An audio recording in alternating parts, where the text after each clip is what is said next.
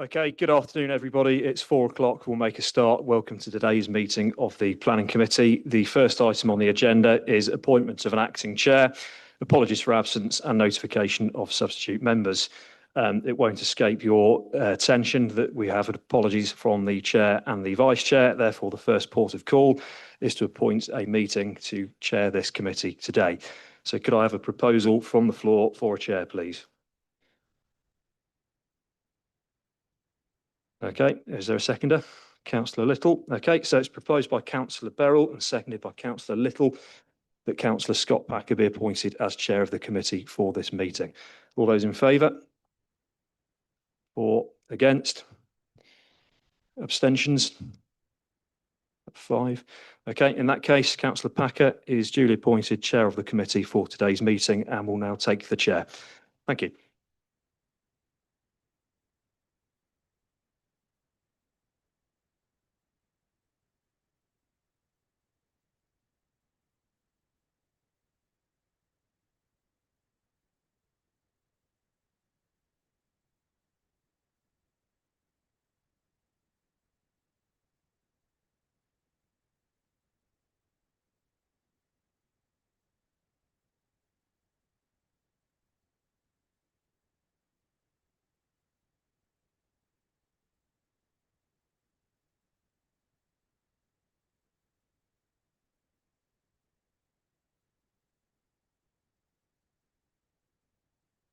Staff might someone, yeah.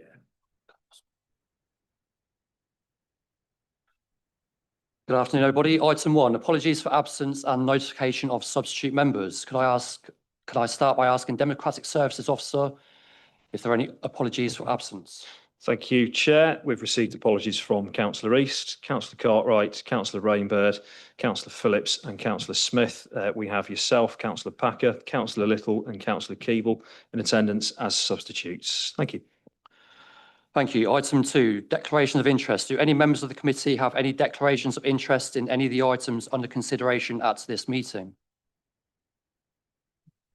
Okay. Item 3, minutes. Do we confirm the minutes of the meeting of the committee held on 2nd July 2026 as a correct record?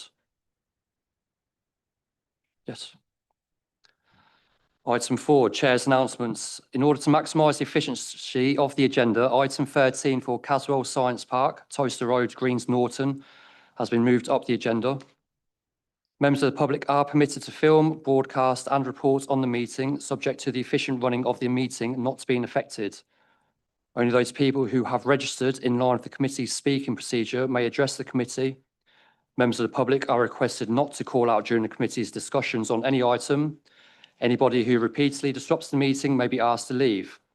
All speakers will have 5 minutes in which to make their statements and are asked to remain seated after they have addressed the committee to answer any questions the committee may have.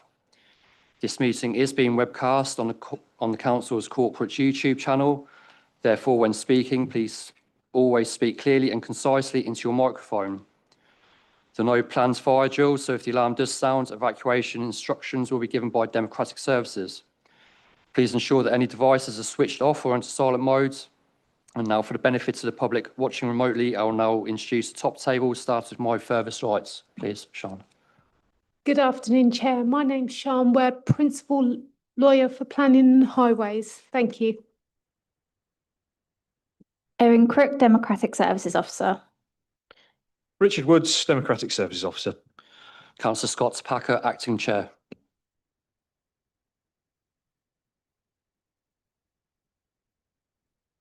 Simon Ellis, Head of Development Management.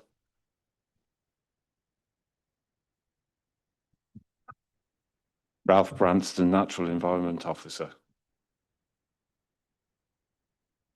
Eamon McDowell, I'm the Team Leader for the North Area for Development.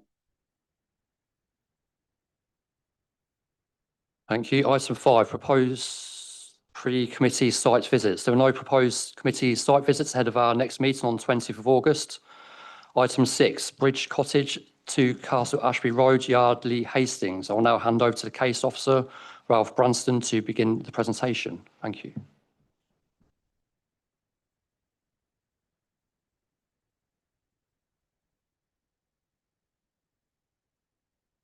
Thank you, Chair. This item is being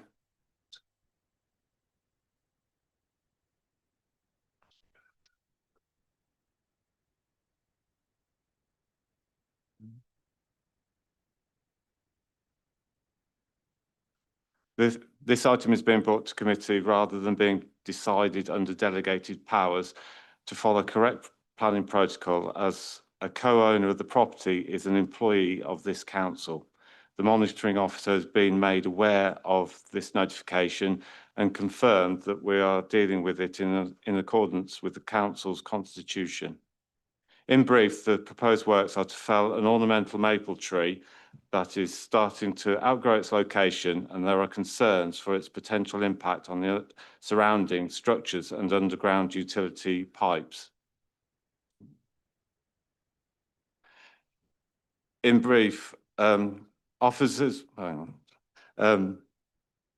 officers consider the tree to have low amenity value, given that it is mostly obscured from public view, being obscured by other surrounding trees and structures, and its removal will have a limited impact on the character of the conservation area.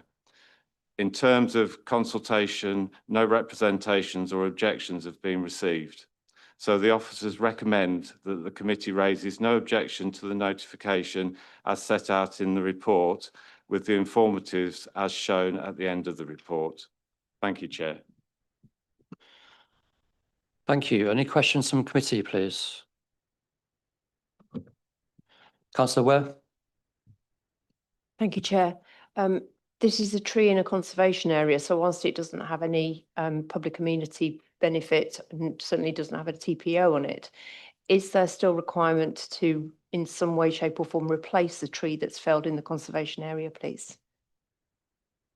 No, with tree works in the conservation area, there isn't a possibility, because they've gone through the proposed format of giving notice.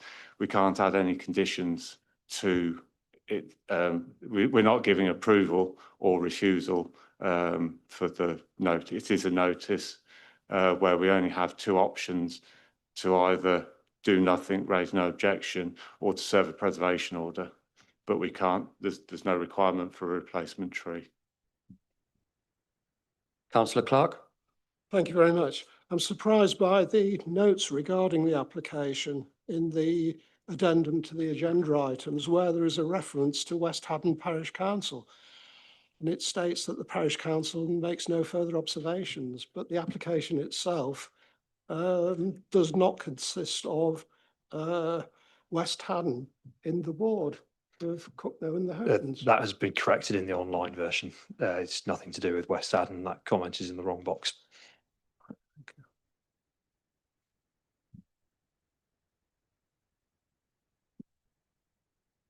Do we have any other questions from committee, please? No? As there are no public speakers on this item, we'll move the committee to debate this application, please. Does anybody wish to start? Councillor Ware?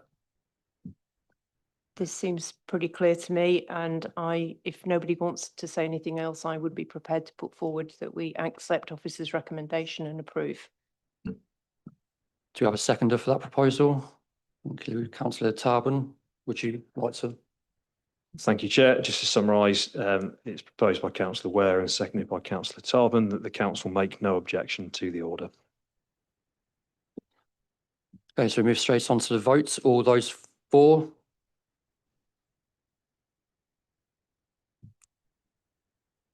No against, abstentions 1. So the proposal has passed. 8 for, no against, 1 abstention.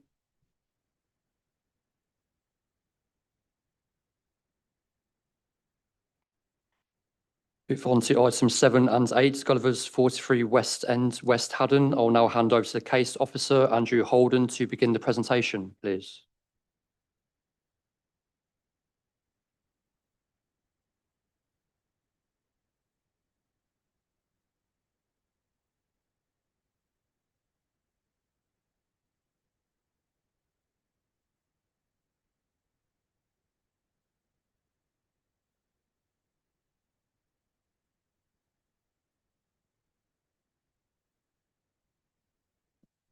Yes, thank you, Chair. This is another application that's had to come to committee because the applicant is a councillor. That's the only reason it's come to committee.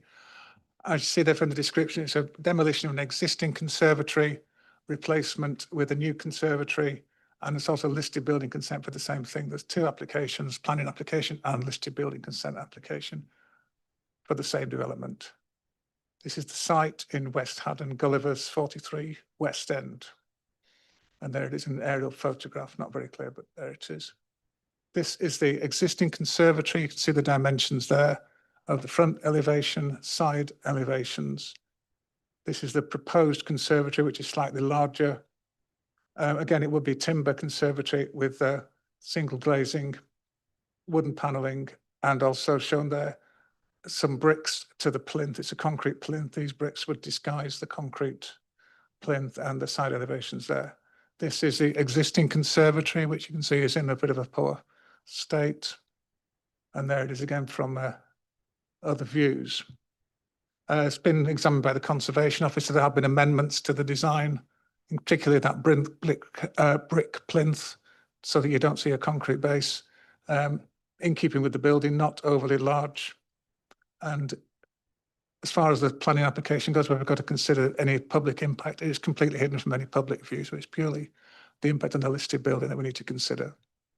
That's all I need to say for now, Chair. Thank you. Do we have any questions from committee, please, to the officers? Okay, there are no public speakers on this item, so I'll move the committee to debate this application, please. Councillor Keeble. Chair, this seems very straightforward. Unless anyone's got any comments, I'd move that we agree it. Okay, do you have a seconder for Councillor Keeble's proposal? Thank you, Councillor Beryl. Are there any comments anyone wishes to make before we move on to the summary and then the vote? Please. Okay, thank you, Chair. Just to clarify, there will be two votes on this item, one for the full planning application, and there will be a separate vote for the listed building consent. So it's proposed by Councillor Keeble and seconded by Councillor Beryl that the application be approved in accordance with the officer's recommendation. Once we've voted, we'll seek a proposal for the listed building consent. Okay, all four?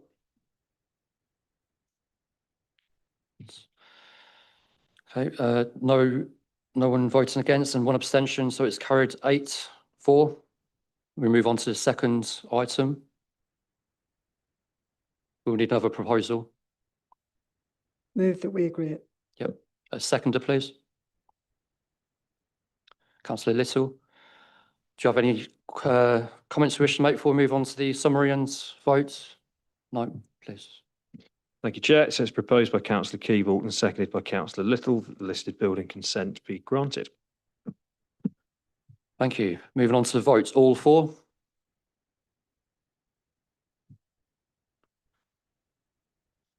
Okay, so that's 8-4, no against and one abstention, which means Councillor Keeble's proposal has passed. Moving on to item 13, Caswell Science Park, Toaster Road, Greens Norton. I'll now hand over to the case officer, Rebecca Wilkinson Foster, to begin the presentation. Thank you.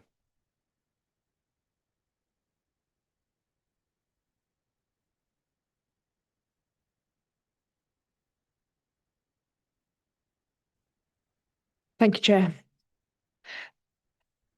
I bring the committee's attention to the addition of a condition included in the addendum to address unsustainable construction through the BREEAM assessment procedure. The application is recommended for approval for the construction of a single-storey warehouse within the existing Caswell Science and Technology Park. The site location plan and a satellite image showing the application site and its location in relation to Greens Norton Village. Site location plan in more detail, and the red oblong there shows the location of the proposed warehouse. The location plan shows the proposed warehouse covering an area of a car park, and the area to the south showing the car parking that we retained and improved to include accessible spaces and cycle storage. The proposed elevations of the single-storey warehouse, which is in keeping with the existing warehouse buildings on the site. The floor plan showing the storage area, office space and engineering equipment, and the proposed mezzanine space. A 3D image of the proposed building, site photos of the entrance of the building, and the proposed building will be located sort of down here. And this is the car park area that the warehouse would be located. The application seeks to construct a purpose-built modern warehouse to fulfill the needs of the existing site. The car park area, which is the proposed site of the new building, is underutilised. The proposed location would create a central point for deliveries, concentrating all large vehicle movements to one focused area, which would improve the safety of the whole site for all personnel and improve the security with all external deliveries having to pass the security checkpoint. Thank you, Chair. Thank you. Do we have any questions, please, for the officers? No. Okay. Again, there are no public speakers, so can I move the committee to debate this application, please? Anyone want to start? Councillor Little. Thanks, Chair. I think again, we just move to approve the officer recommendations. Okay, thank you. We have a proposal to accept the officer's recommendation. Do we have a seconder? Councillor Furman, thank you. Thank you, Chair. It's proposed by Councillor Little, seconded by Councillor Furman, that the application be approved in accordance with the officer's recommendation. To you for the vote. Okay, moving on to the votes. All for?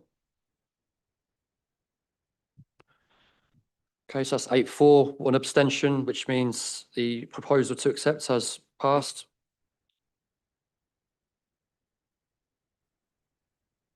Moving on to item 9, land to the east of Lovitz Road, Byfield. I'll now hand over to the case officer, Rebecca Bates, to begin the presentation, please.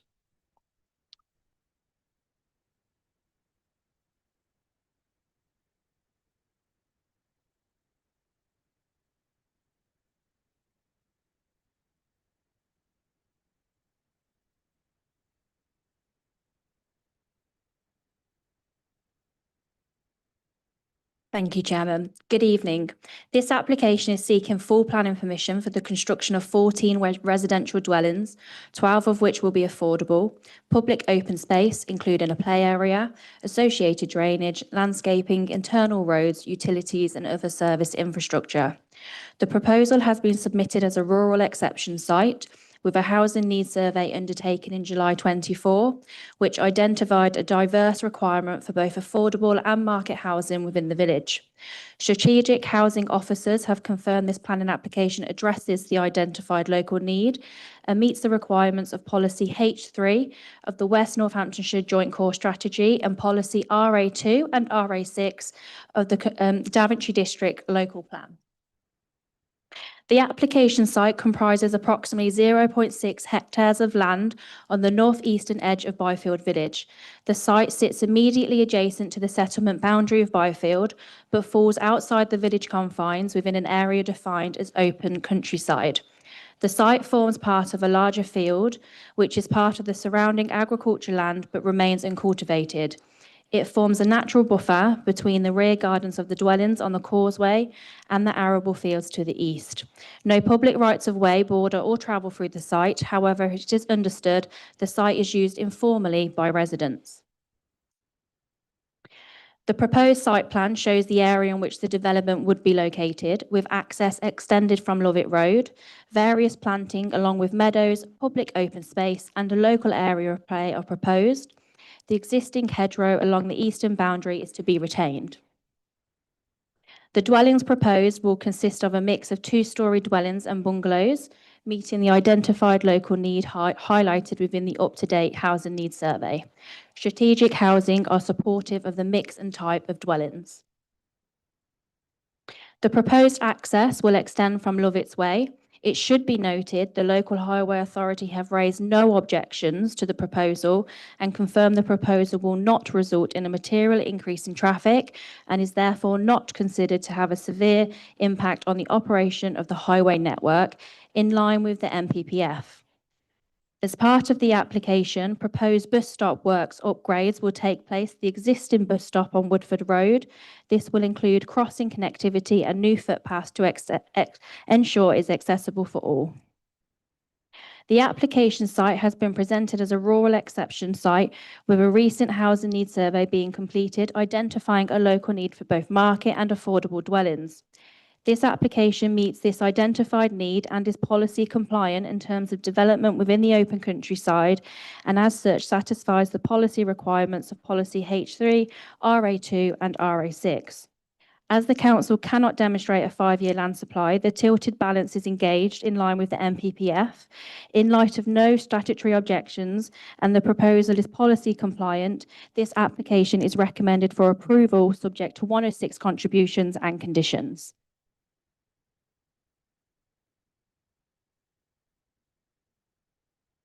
Thank you. Do you have any questions, please, from committee to the officers? Thank you. Councillor Ware. Could you confirm if this site has been identified through either the last call for sites or this call for sites, please? It hasn't been allocated for housing. However, policy are supportive because it meets policy requirements as a rural exception site. So the application has come in with an up-to-date housing needs survey, which has identified that housing is required within the village, and strategic housing officers have worked with the applicant to confirm that the houses they're proposing are acceptable to meet that need. Thank you. Follow-up question, if I may, Chair. This is outside of the confines of the village, but is it within the parish boundary, please? It is within the parish boundary, but outside the village confines, classed as open countryside, but it joins the village confines.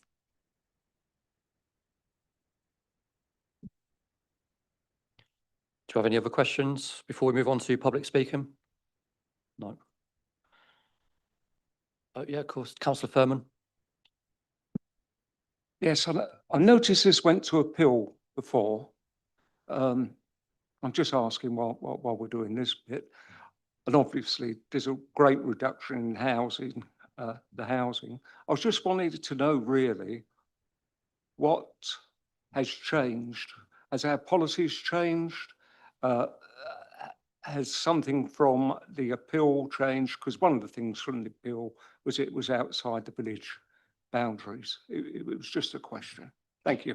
So the application that was determined at appeal was actually quite different to this application. So the application that was refused proposed access off the Woodford Road and include all this section here and this section above. So it's substantially bigger with a lot more houses.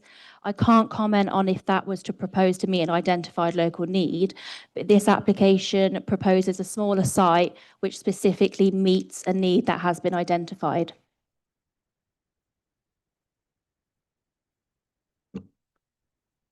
Okay, if there's no other questions, we'll move on to public speaking.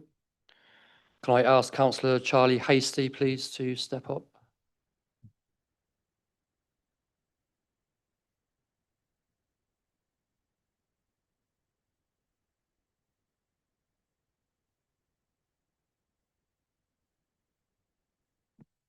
Thank you, Chair, Committee. So speaking on behalf, excuse me, of Byfield Parish Council, Byfield Parish Council maintains its objection to this application following a review of the revised plan submitted after the original response of 11th of July. And while amendments have been made, they do not address a number of the Council's fundamental concerns. I'll start off with parking. The reduction in visitor parking provision from 12 spaces in the original submission to just 3 spaces in the revised scheme is wholly inadequate for a development of this scale. This shortfall is likely to result in overspill parking into surrounding roads, including the Causeway, Lovett Road and Fessy Road, to the detriment of existing residents and highway safety. The issue could be addressed either through increased visitor parking provision or a reduction in the number of dwellings proposed. Coming on to highway capacity and pedestrian safety, the Woodford Road corridor and Five Ways roundabout already experiences significant congestion. The latest highways assessment indicates that Five Ways roundabout is operating in excess of capacity with an overcapacity figure in the region of 30% or more than 30%. The development will inevitably add further traffic movements to an already constrained network. Equally concerning is the lack of meaningful mitigation for pedestrian safety, The proposed travel plan relies upon residents crossing busy roads at multiple locations, including routes used by school children accessing bus stops. No provision has been made for measures such as pedestrian crossings, which would provide safer access across Woodford Road to public transport facilities. I think there is proposed to have a raised crossing, but not a zebra crossing or a pelican crossing. So that is a concern. The principal of the Parish Council notes that application DA 2014-0724, which included this site, was refused planning permission on the basis that it lay outside the village confines. The Council remains concerned that this proposal represents development beyond the established settlement boundary. When we're coming on to affordable housing need, the most recent housing needs service identified by the Parish Council requires for 6 affordable dwellings within Byfield, and this proposal includes 12 affordable homes, double the identified local need. Council has concerns that just the scale of provision is not adequately justified by the evidence presented. Long-term management and maintenance, the application lacks sufficient detail regarding the provision, ownership and maintenance of street lighting, future management and maintenance arrangements for the public open space, future management and maintenance arrangements for the local area of play, the LAP. These matters should be fully resolved before any planning permission is considered. The loss of existing amenity space, this development would result in the loss of open space currently used informally by local children for recreation. The proposed local area amenity space would contain no play equipment, is not considered adequate compensation for this loss, and furthermore, access to existing play facilities within the village centre requires children to cross busy roads and where pedestrian crossing provision is lacking. Suggested conditions, should the local planning authority be minded to approve the application, the Parish Council would strongly request conditions requiring proper fencing and protection of the proposed LAP and to prevent the vehicle encroachment and parking, installation of suitable play equipment within the LAP, and secure long-term maintenance arrangements for all public open space play facilities and associated infrastructure. And I'd like to add that there should be a condition that it's a proper pedestrian crossing, zebra or pelican preferred, which will add to the congestion in the local infrastructure. And for these reasons, Byfield Parish Council continues to object to the application and considers that the submitted revisions have failed to overcome the concerns identified in its original representation. Thank you, Chair. Thank you. Do we have any questions for the Speaker? Councillor Ware? Okay, Councillor Keeble, please.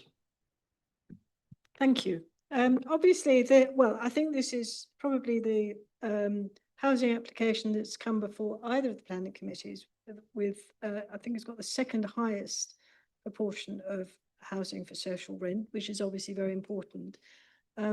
You're obviously portfolio holder for housing. What importance do you add or do you allocate to the provision of housing, social housing, to meet housing need?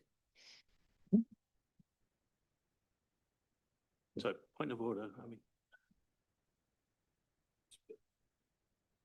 Yeah, sorry, Councillor Keeble, I'm not sure that's relevant to the application. Maybe if it might be relevant to the cabinet member outside of a planning application, but it might not be relevant to this specific application. Absolutely relevant to this planning application, because part of this planning application was that there had been discussions with the relevant officers and with the developer about this planning application meeting a specific housing need in. I don't think someone's opinion on the relevance of housing allocation for social is relevant to this planning application. Therefore, it is relevant to ask somebody if they add any weight, what weight they add to consideration of housing need, which was a factor that was raised in the presentation here.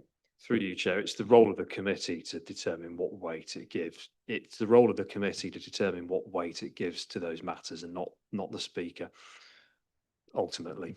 But it might be appropriate for the Speaker to comment on that. We frequently ask people who present at committees to comment on different aspects. This is an aspect about housing need.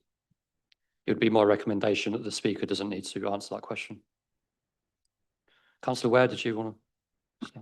I do have a question, Chair. Thank you. Councillor Hastie, you mentioned Parish Council Housing Needs Survey identifying 6 houses for affordability. And yet that's different from the survey that the officer has presented to us.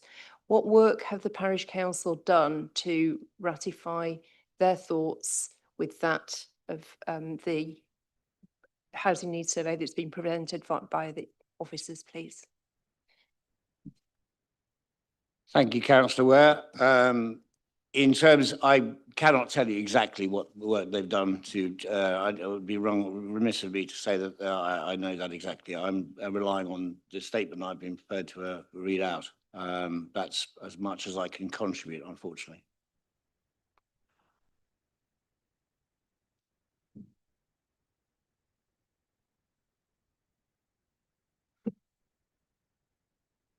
Any follow-up or? Yeah, okay. Any other questions, committee? No? Thank you, councillor Hasty. Thank you, Chair. Thank you, committee. Can I ask Mike Worthington, please, the agent for the applicant, to step up?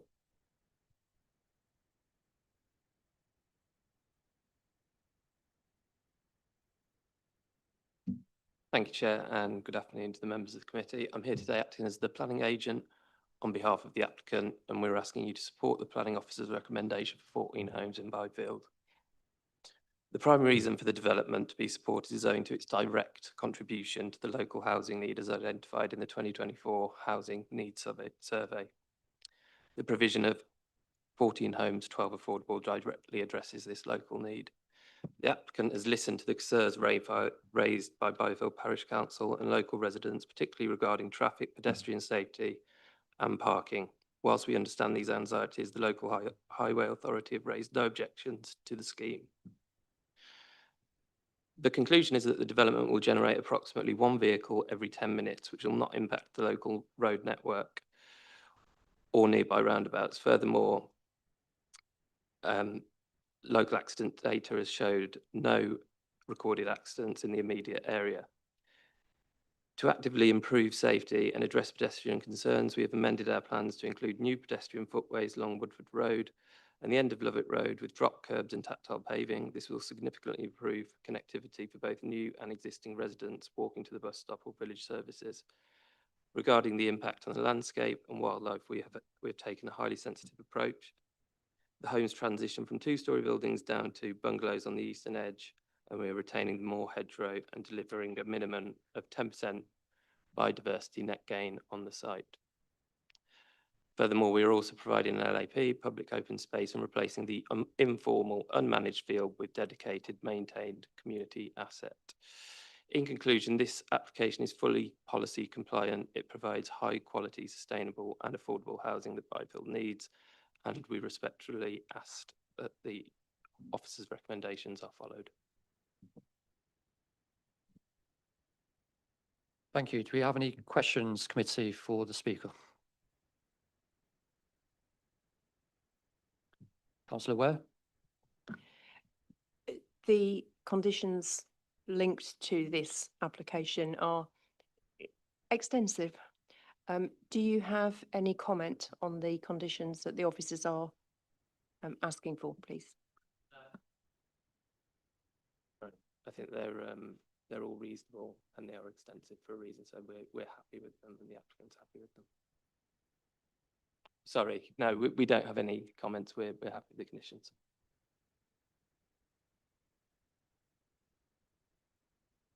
Okay, if there's no other questions, thank you. Mike? Do the officers have any points they wish to come back on? Yes, please, Chairman. I just want to clarify that the local highway authority have raised no objections, and that is in regard to the impact it would have on the highway network. They have confirmed that it would not have an adverse impact on the existing highway network. There has been no accident data recorded within the immediate vicinity.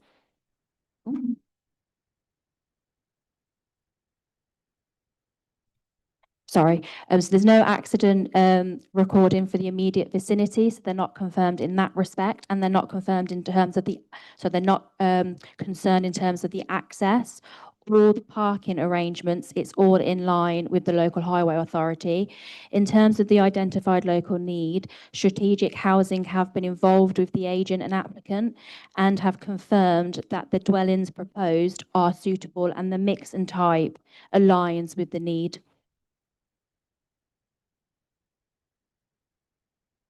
Thank you. Can I move the committee to debate this application, please? Does anybody wish to start? Councillor Little. Thank you, Chair. A question for the officer. We've been told that this is used by local children. Was any requests made for additional play areas for children for if you like, make up for the loss of this area? So within the application, there is public open space and a local area of play actually proposed for the local residents to use. Councillor Keeble. Thank you. I mean, this is a small development. It's got a high proportion of social housing. It meets housing need, and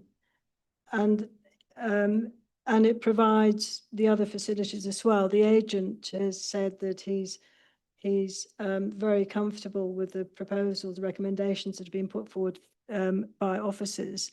I therefore propose that we agree the recommendations as on paper. It's an important contribution to the housing supply. Okay, we have a proposal. Do you have a seconder for that, please? Councillor Ware, thank you. Is there any other comments committee wish to make before we move on? Councillor Beryl, please.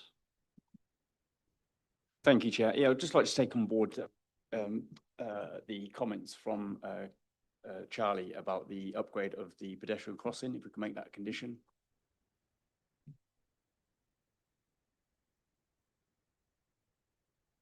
I don't think it forms part of the proposition through you, Chairman, but if members wish to debate the condition and the reasons why they think it meets the tests, officers are clear in our advice that there's, that condition would not satisfy the tests in light of the local highway authority advice. So I bow to Democratic Services and Chairman as to whether or not the addition of the condition can be added post proposition.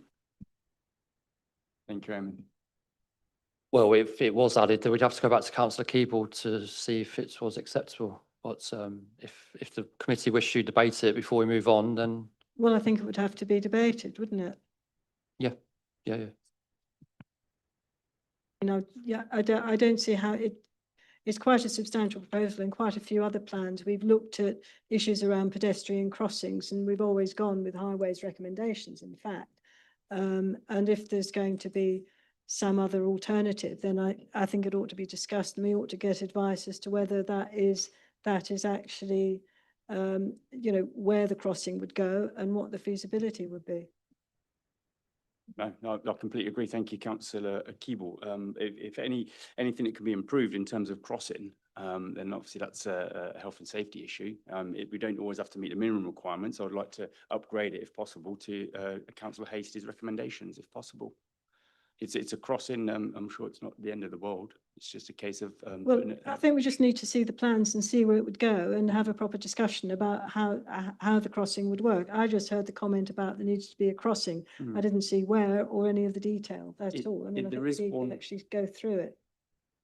There is one on the drawing, Councillor Keeble. There is one on the. Let me just put it back up.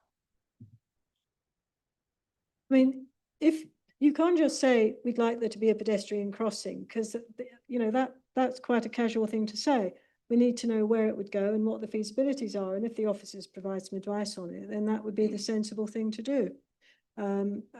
Not just agree something like back of a fact packet. It's clear on the drawing, but that's fine. It's on page.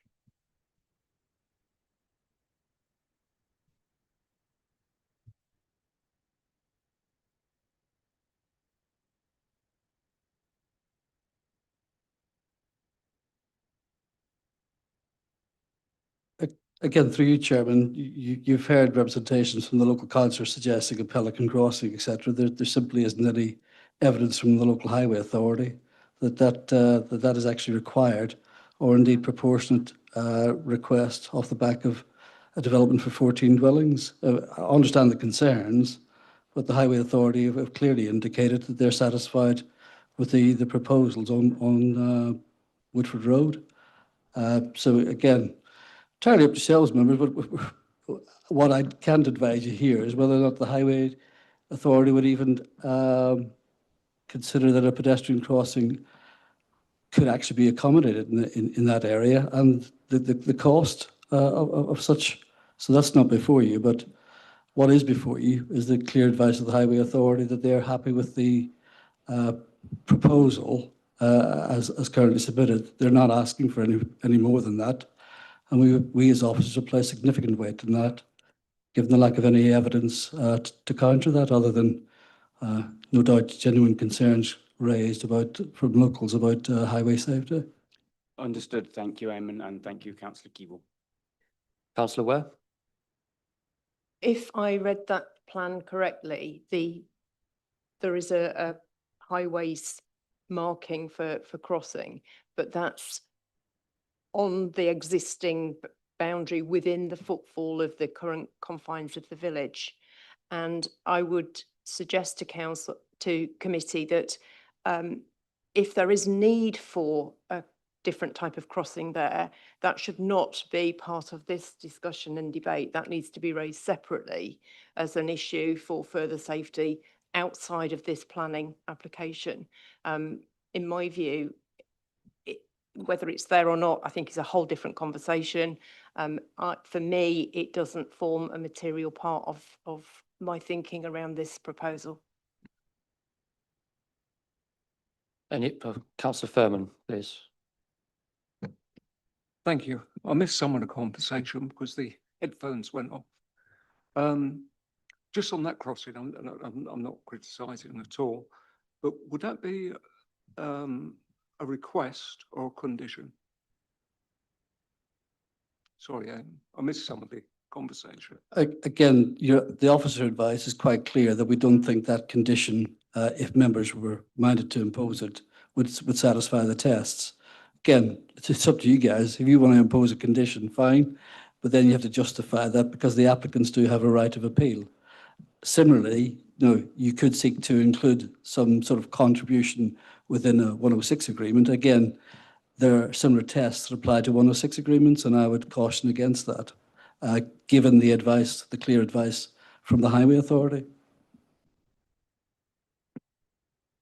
Councillor Keeble? Can I make a suggestion? I mean, I was thinking about the point about the 106 agreement, and particularly since the crossing wouldn't be part of the actual site. So it would be a benefit to the village accruing from this, arising from this, this development being approved. So that would logically fit somewhere in the section 106, but you're saying it wouldn't. But what I was just going to say was, if it could be in, and you've advised against including it in the 106, I heard that. If it was, could it be included within the envelope of the 106 through discussion, or would that also fall foul of the same test? Through you, Chair. Sorry. I'm sorry. Comments of Councillor Keeble. 106 has very, very clear tests for a 106 agreement, meaning that it must be necessary, reasonable, and relevant, and it's to make the actual application acceptable in planning terms. If this pedestrian crossing would be outside the red line boundary of the application site, it cannot be included within a 106 agreement. Thank you.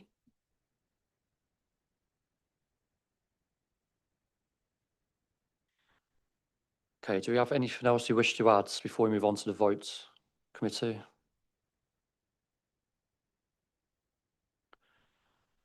No? Do you want to summarise, please?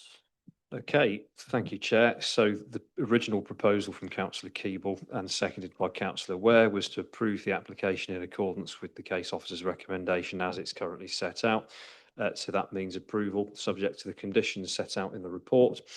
and for the Section 106 legal agreement to secure the obligations as also set out on the first page of the report. Thank you, Chair.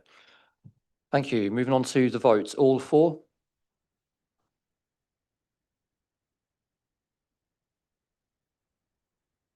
Against? Abstentions? Okay, so that proposal to accept the officer's recommendation has carried. 5 for, no against, 4 abstentions. Moving on to item 11, 84 Church Way, Northampton. I'll now hand over to the case officer, Lucy Russell, to begin the presentation, please.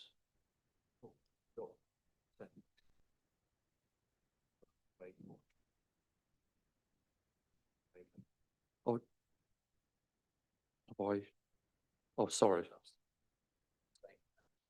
Sorry, my mistake. Item 10.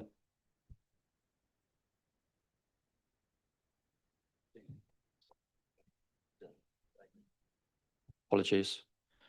Item 10, Land off Upton Valley Way, Pineham. I'll now hand over to the case officer, Eamon McDowell, to begin the presentation. Yeah, thanks. Thanks, Chairman. Everyone hear me? Put your hands up if you can hear me. Okay, well, I'll do my best. Again, Chairman, through you, this is an outline application at land off Upton Valley Way, North Pineham. And the proposal is an outline and planning application with all matters reserved. That means all details in terms of the design, layout, etc., are reserved for subsequent approval under a separate application. And the only matter before committee tonight is the principle of development, the number of units, and details of the access of the existing roundabout. If I can, just a location plan just to indicate where the site is. So it lies to the north of Pineham Village itself, and to the south of sort of the Neen Valley Country Park, I think is what it's called. I'd also draw members' attention to the addendum where I've actually set out the detailed comments of the local lead flood authority and those of the Environment Agency, and it's those conditions that we would propose to follow in the event that members are minded to accept recommendation. Also on the addendum are further representations from local residents raising similar concerns as previously set out in the report. I don't propose to go through the report in detail, but I'll sort of skip through the main highlights. It covers the principle of development, and just by way of background, the principle of development in terms of the focus of the development plan is really to focus development in and around the main urban area of Northampton, with further development being concentrated in and around the larger towns of Daventry, Towcester and Brackley, to limit development in and around villages and restricted solely in the open countryside. So the focus is primarily on locating any new significant development in the main urban area of Northampton. To that end, the Northampton local plan, the Part 2 local plan, allocates this site for housing. So that plan's been through due process in terms of consultations, publicity and examination, and is found to be acceptable in terms of its allocation for residential development. And indeed, the policy specifically says residential development is suitable for up to 80 units, subject to consideration of policy Q5, which deals with flood risk. So in short, officers are satisfied that the principle of development of this site is acceptable and in accordance with the development plan. Notwithstanding that, if there's any doubt about whether or not it does, I should point out to members that there is the council doesn't have a 5-year land supply, and that would tip the balance in favour of development in any case, notwithstanding the considerations of the allocation. Turning next to the report, turns next to the housing mix. The exact mix and tenure will be subject to the reserved matters, but suffice it to say that development at reserved matters will be assessed against policy HO2 to secure a mix that reflects the latest evidence on housing need. But it should also be pointed out the Strategic Housing Authority have not raised any objections to the application in principle. Turning to affordable housing, the provision of 22.5% of affordable housing on the site has been secured following quite lengthy discussions between Strategic Housing and following the independent viability assessment. The original submission indicated 13%, but as a result of undertaking further viability tests, this was increased to the 22.5%. That equates to 10 affordable rented units and 8 discounted market sale units. And again, that's received the support of Strategic Housing.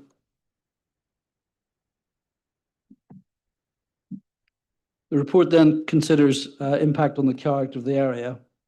And again, as this is an application for the principle of development, we don't have any specific details of the layout other than what's on the illustrative drawing.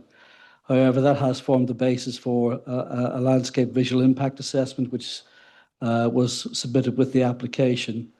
And that's also been subject to consultations with the landscape officer. And ultimately, we've determined that the proposal does have an acceptable impact or will have an acceptable impact on the local landscape. Open space provision is also provided within the site at 1.075 hectares of public open space, and that'll be secured through the 106 agreement. That will include 0.57 hectares of children's play area space. Overall, it's judged to be compliant with policy and will be secured, as I say, as part of the reserve matters in terms of the details of layout, design and appearance. The report also then touches on heritage, archaeology and loss of agricultural land, which are again judged to be acceptable. And equally, in terms of ecology and biodiversity, the WNC Ecology Officer has advised no objections subject to those conditions set out in the report. Similarly, crime prevention have not raised any objections in principle. Again, details of layout and how that is designed to minimise impact on crime mitigation and prevention will be subject to the reserve matters. Turning to flood risk, the report sets out the assessment of flood risk, and the vast majority of the site lies within flood zone 1, which is the least affected, with a very small portion falling within flood zone 2 and flood zone 3. And again, you'll see from the report there are genuinely expressed concerns by the parish council and local residents about flood risk, but the application has been supported by a flood risk assessment and has been subject to consultations with both the local lead flood authority and Environment Agency, and neither have raised objections to the application, but have recommended conditions to secure details of flood risk management as part of the reserve matter submission. So in that sense, the proposal has judged to be compliant with policy Q5, which is one of the considerations in dealing with the principle of development. Environmental health have raised no objections subject to a construction management programme to be secured by condition. And on highways and access, again, the Highway Authority have not raised any objections, nor indeed have National Highways. In terms of residential amenity, again, we have lots of concerns expressed by those residents. Again, I'll flick through this. Those residents who live along the northern edge of Pineham Way, who enjoy, it's no doubt, a very pleasant outlook, looking out across what is open space and sort of the floodplain. But unfortunately, there's no detail before us in terms of assessing the impact on those properties directly in terms of loss of privacy or loss of light. Suffice it to say that officers are satisfied that the development in principle can be agreed and that the detail of layout will have regard to how it impacts on those properties. But in terms of outlook and safeguarding outlook, I'm afraid officers have attached limited weight to that, given the overall benefits of the proposal in terms of delivering further housing. In terms of planning obligations, again, the report sets out in detail the obligations being sought to mitigate the impact of development, and there's a range of obligations that are sought to be secured, including education, etc. And then turning to the viability report, the report sets out that the application has been subject to an independent viability assessment, which has taken time, but ultimately concluded that the provision of the 22.5 affordable housing, while it's not policy compliant, is a significant improvement to the original submission. And again, very often these are cases of negotiation on a case-by-case basis, but given the advice and support from strategic housing, it's considered that we cannot insist or secure more, and certainly that wouldn't be sustainable at appeal. In terms of financial other considerations, the development would be SIL compliant, although SIL exemptions will be sought for against the affordable housing, which is a crucial element in the assessment of the viability. So overall, the principal development is judged to be acceptable as the proposals demonstrated compliance with relevant development plan policy, and subject to the conditions outlined in the report and the addendum, it's considered that the limited harm caused is outweighed by the overall benefits of the scheme. And accordingly, Chairman, we're recommending the application be approved. I will, because I can't do two things at once, I'll now go through the slides and show members the site. So that's the application site. That's the details of the access into the site, which is a roundabout that serves basically Pineham Village, but also the nearby sort of industrial estate, and provides also access through to the M1. This is the illustrative layout, which concentrates development into the wider, deeper area. And again, you can see that there's the ability to provide sort of the 80 units on site in a manner which will provide for a sustainable form of development, but subject to sort of detailed design, will also have regard to its impact on those residential properties that exist within Pineham Village itself. This is an extract from the Part 2 local plan, which clearly indicates the extent of the site that's specifically allocated for housing, including the access to the site. And this is an extract from our constraints plan, which again highlights the application site in yellow. Sort of the thin hatched blue is the flood zones, which again doesn't actually impact on the site. There is some partial sort of occurrence on the eastern end of the site and also along the northern end of the site.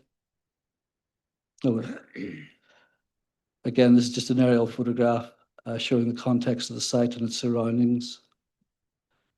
And that's sort of taken in sort of a closer view. Again, you'll notice that there's a corridor, a green corridor, which follows the line of the bridleway that then cuts down into Pineham Village itself. There is another public footpath to the north of the site. And again, these are a range of photographs. That's the entrance to the site off the roundabout. These are just street view views from those properties along the northern edge of the site, looking out onto and across to the application site. And again, similar photographs.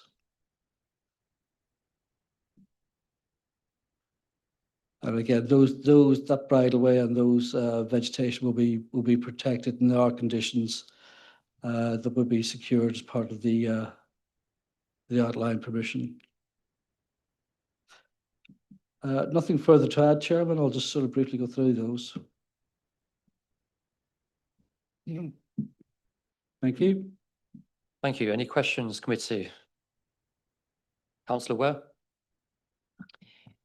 Eamon, thank you for that. The issue with this one that causes me most concern is the flooding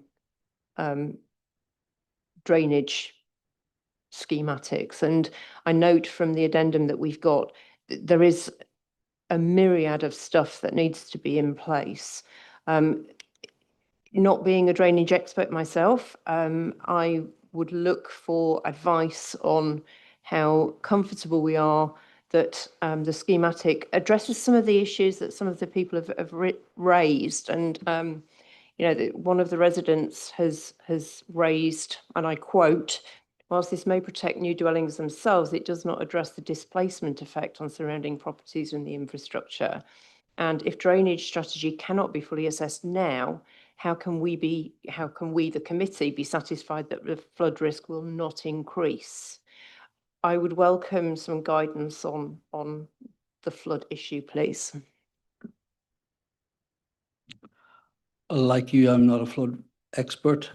You have the advice of the local lead flood authority and also the Environment Agency. Both have been long involved in this area, not just with this application, but Pineham and its surroundings, probably since the 1998 with the Great Flood, etc. So both those organisations or bodies are clearly conversant with the risks. Neither have indicated that there's a need for more information ahead of the grant of outline planning permission.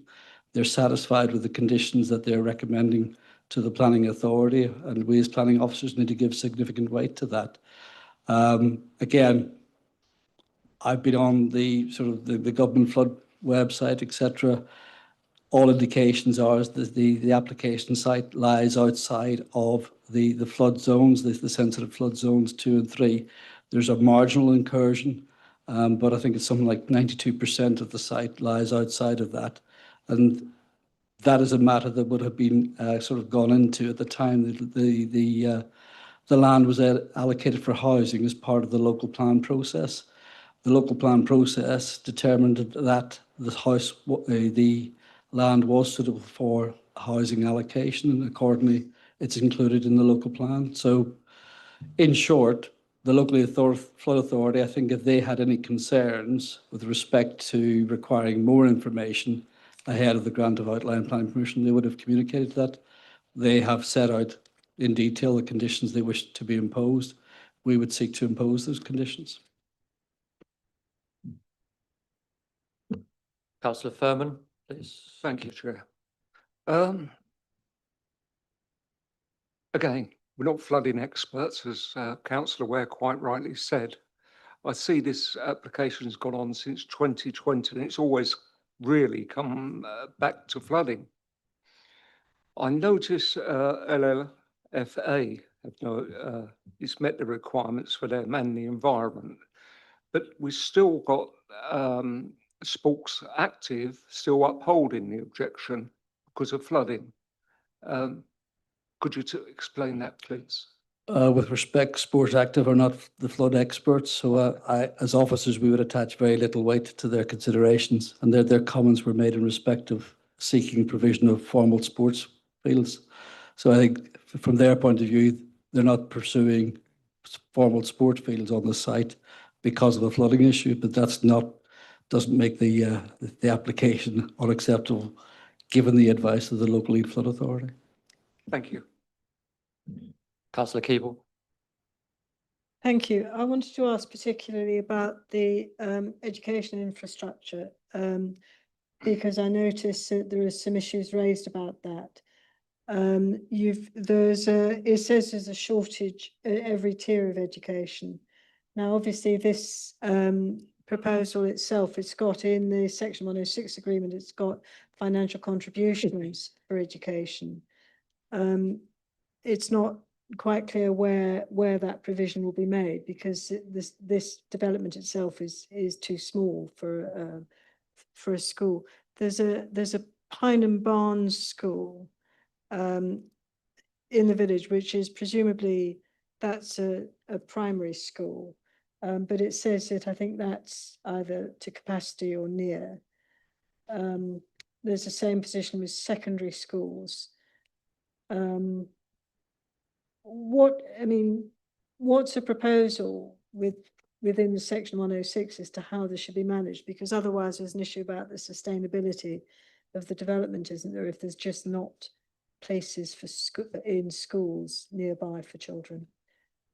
I'm just thinking, I know it's not directly, it's not part of this particular application, but some of the closest schools on the which would be on the Dallington Grange development, the new schools, those have been taken out. So there's a knock-on effect to all the schools. It will, will have a ripple effect that will affect this development. And I would just appreciate some further clarity about the sustainability given the education provision. I don't know how to answer that really, other than the Education Authority have set out the contributions that are set out in the report, and I've got no reason to question that. Clearly, the wording in terms of how that's then spent or directed, it would be a matter for the Education Authority to advise us on. Clearly, if members wish to give guidance on that, then let's hear what your evidence is for that. Okay, what kind of guidance? Well, you've raised the question. I've simply reported to you what's set out in the report and the obligations as advised by the Education Authority. Again, the Education Authority would be party to the agreement via the local planning authority. So we would seek to ensure that the wording, the contributions, when those contributions are paid and how they are then directed, would be inputted to by the Education Authority.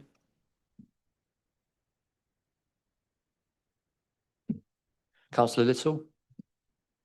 Eamon, just a quick with regard to the flood risk areas, the high risk areas, do we know the area that makes up of this development? Do you mean sort of? So part of it is on flood risk 3. Yeah. Do we know the acreage that actually makes up of that? I don't know the acreage, but what I can gather, I can probably call up that plan again, but it's marginal, and the report sets out, I think it's towards the eastern side and the northern edge, but it's relatively marginal. In terms of reserved matters, it would be incorporated into public open space or surface water drainage mitigation. So you're not going to get housing in there, and the detailed layout would address that in terms of how it's going to provide attenuation, flood risk protection, etc. And clearly there'll be no housing units or gardens within that space, but it's literally the eastern edge of the site and also the northern edge.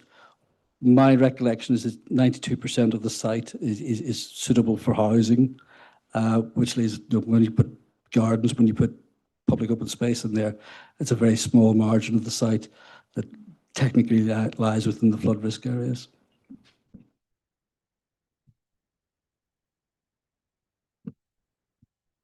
Councillor Keeble. Yeah, can I just come back again on the your point about the guidance? Obviously, this is outline permission, isn't it? And the decision on the deletion of the other schools has been taken quite recently, actually. So, is it possible to then put on under the Section 106 agreement or something about special regard being given to adequate provision of nursery, primary and secondary education?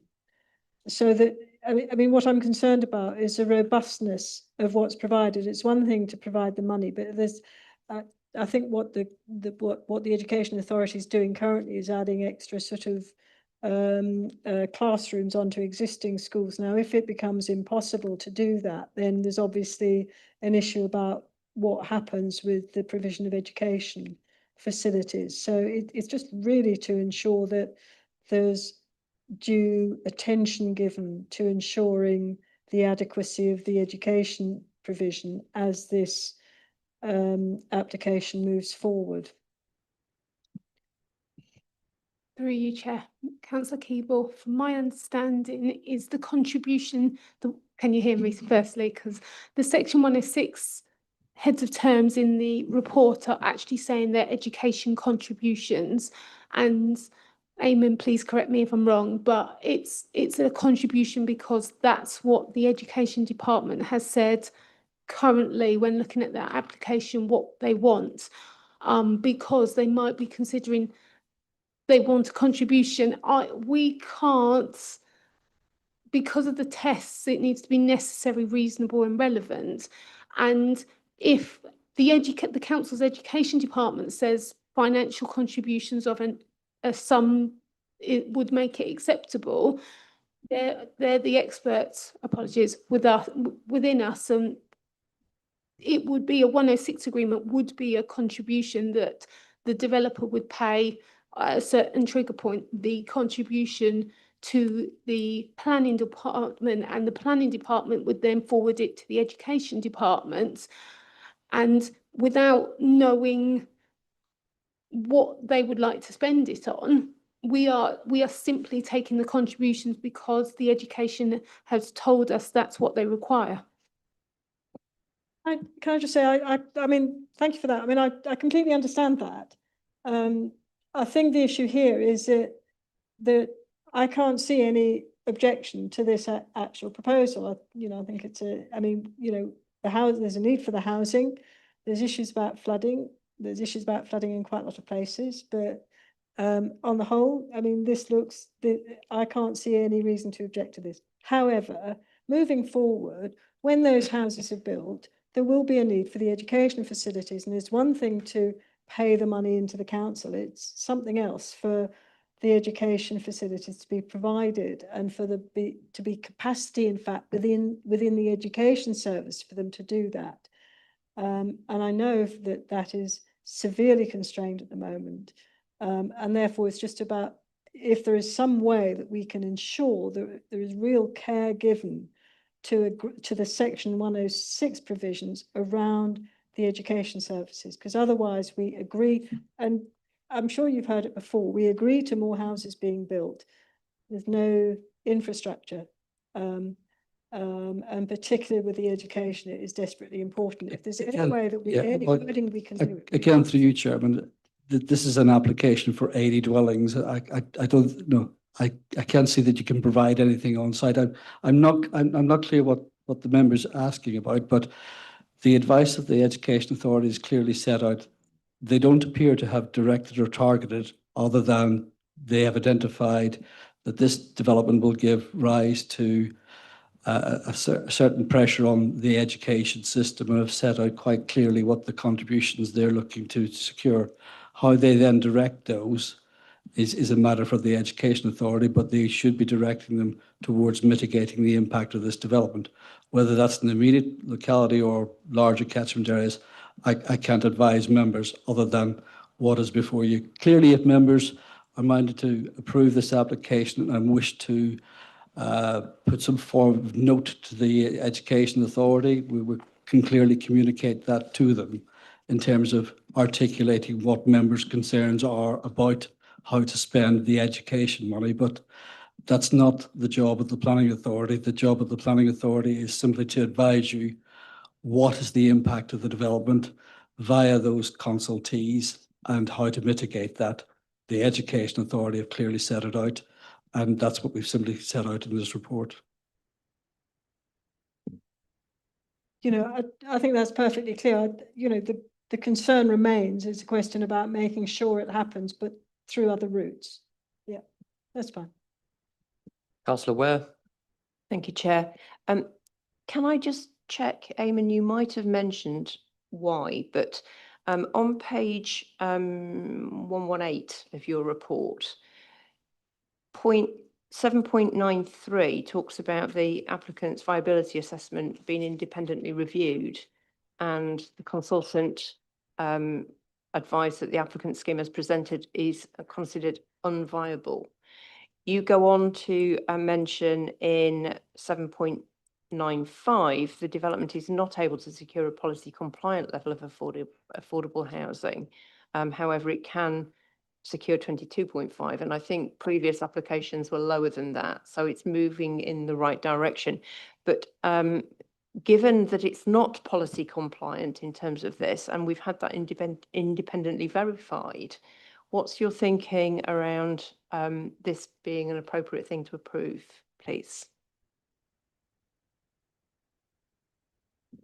My thinking is that on planning balance, it's acceptable. The nature of the site, as I understand it historically, was the conditions of the site require X amount of money, whatever, to develop the housing. That goes into the viability mix. The affordable housing goes into the viability mix.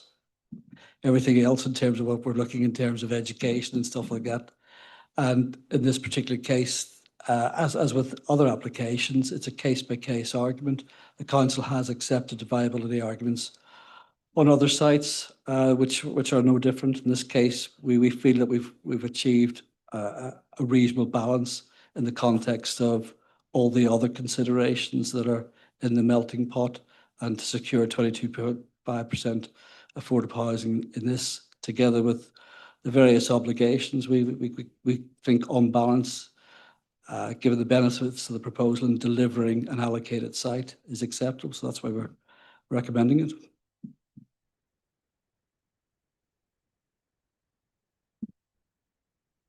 If we have no other questions.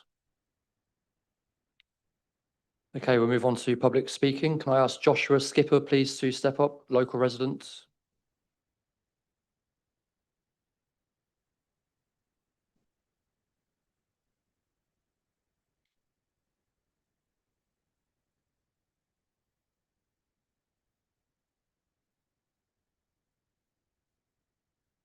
Thank you, Chair.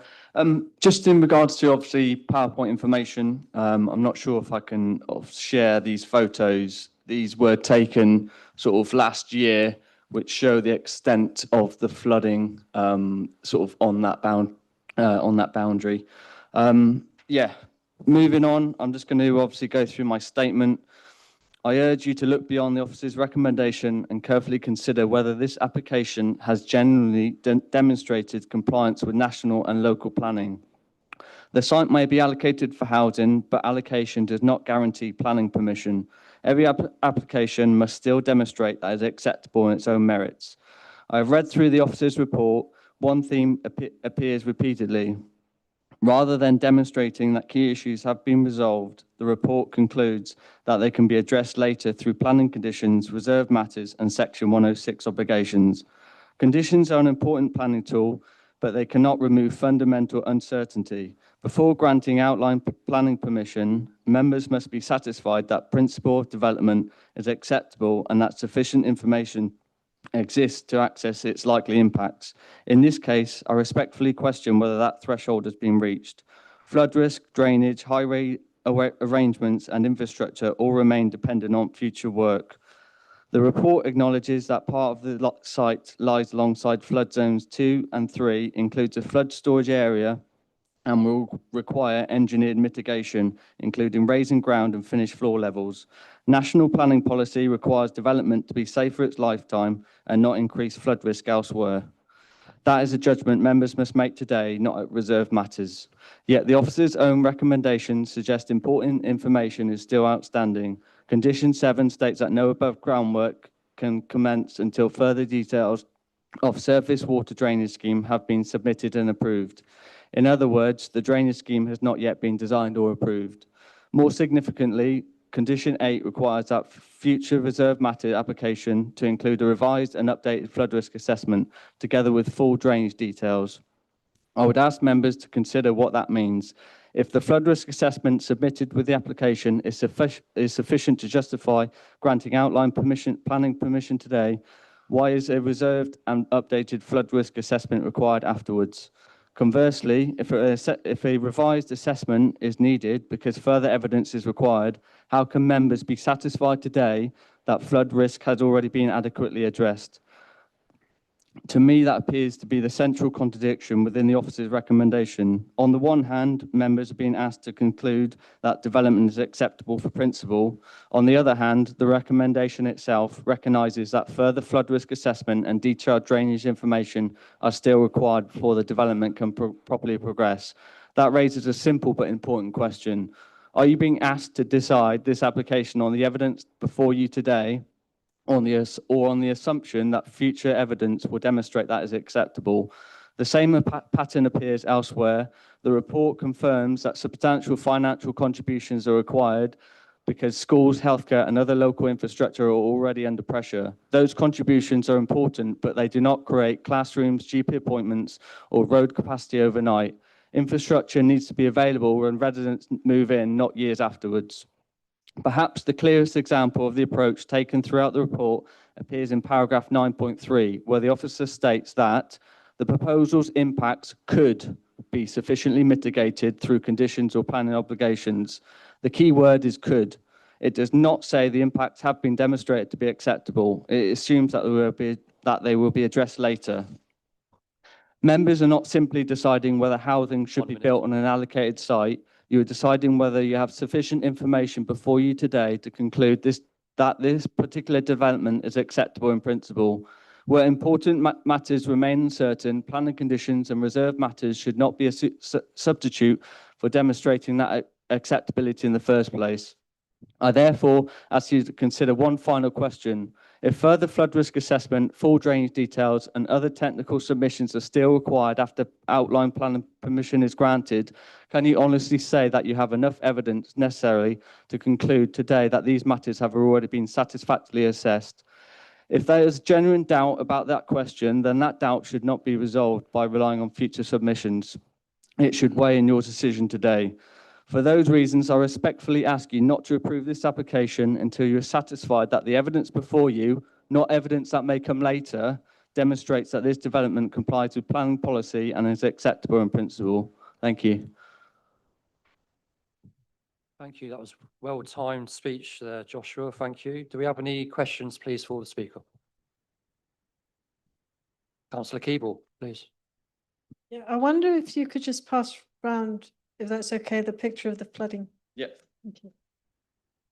Chair, through you, Chair. This is not published material. Members can only consider what is before them in the officer's report and presentation, not material supplied by third parties on the day. Information considered by the committee has to be published 5 clear working days before the meeting in accordance with the Local Government Act. Therefore, we can't consider material that is tabled by third parties. Sorry, you have just been told you're not allowed to hand out this material? Not allowed? No.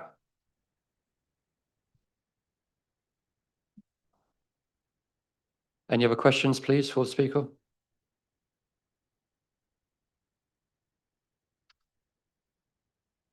Councillor Furman, please.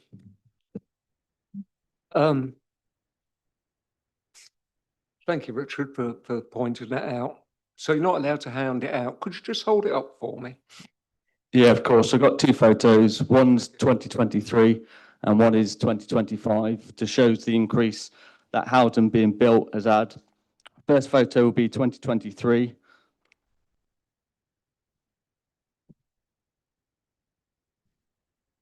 So there's housing being built all across at the top that I believe hasn't been considered with the impacts of flooding.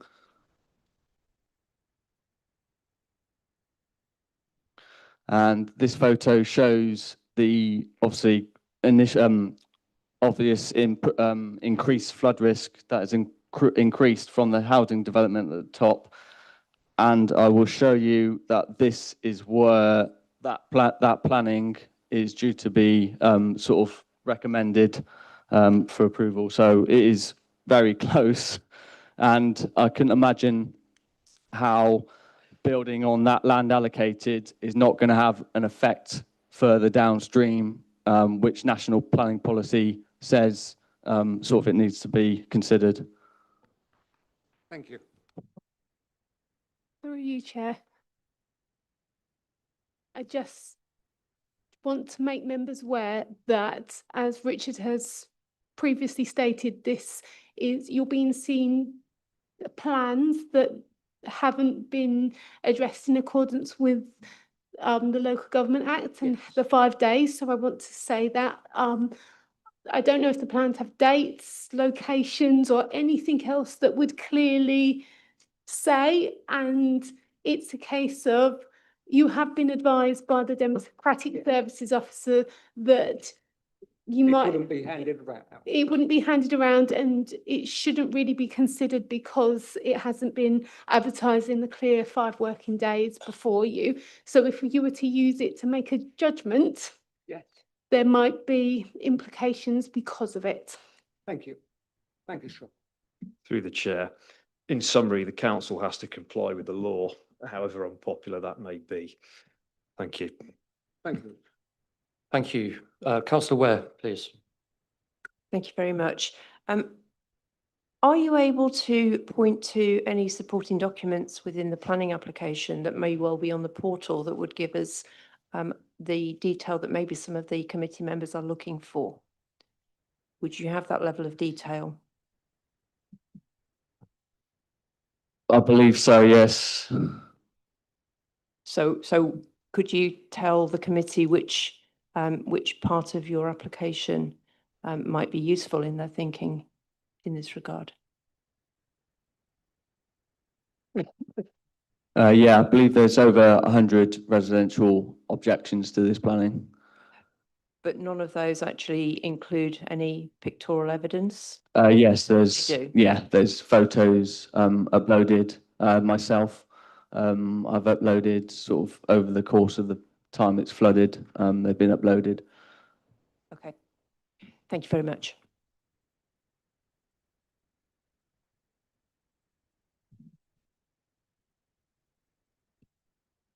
Any other questions, please, committee? Nope. Thank you, Joshua. Can I ask Matt Pedley, please, on behalf of Hunsbury Meadows Parish Council to step up?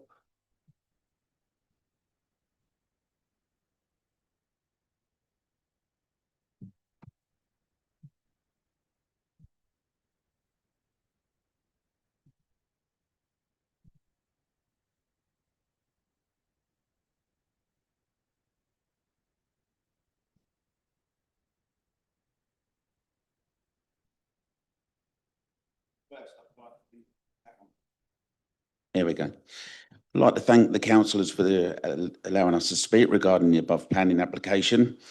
Just to give you an idea, I'm also a resident of Pineham Village, and my property actually overlooks onto that floodplain. So suggesting that it's 92% viable for property, I think is preposterous. First of all, I'd like to note that we do understand that you are being asked to approve outline plan permission for this development, with everything else left for reserved matters except access. We feel, however, that this must speak out, as we are frankly horrified that everything except access is to be left to reserved matters, as it is a fate to comply. That the engineering solution proposed by the EA and others will work and be acceptable. It seems to us that there is an illogical and some might say reckless determination to build 80 properties on this land. And it is not just close to, but actually in the Northampton functional floodplain now, and in the face of serious unknown uncertainties about its future adequate, taking into account climate change and its impacts on the properties, and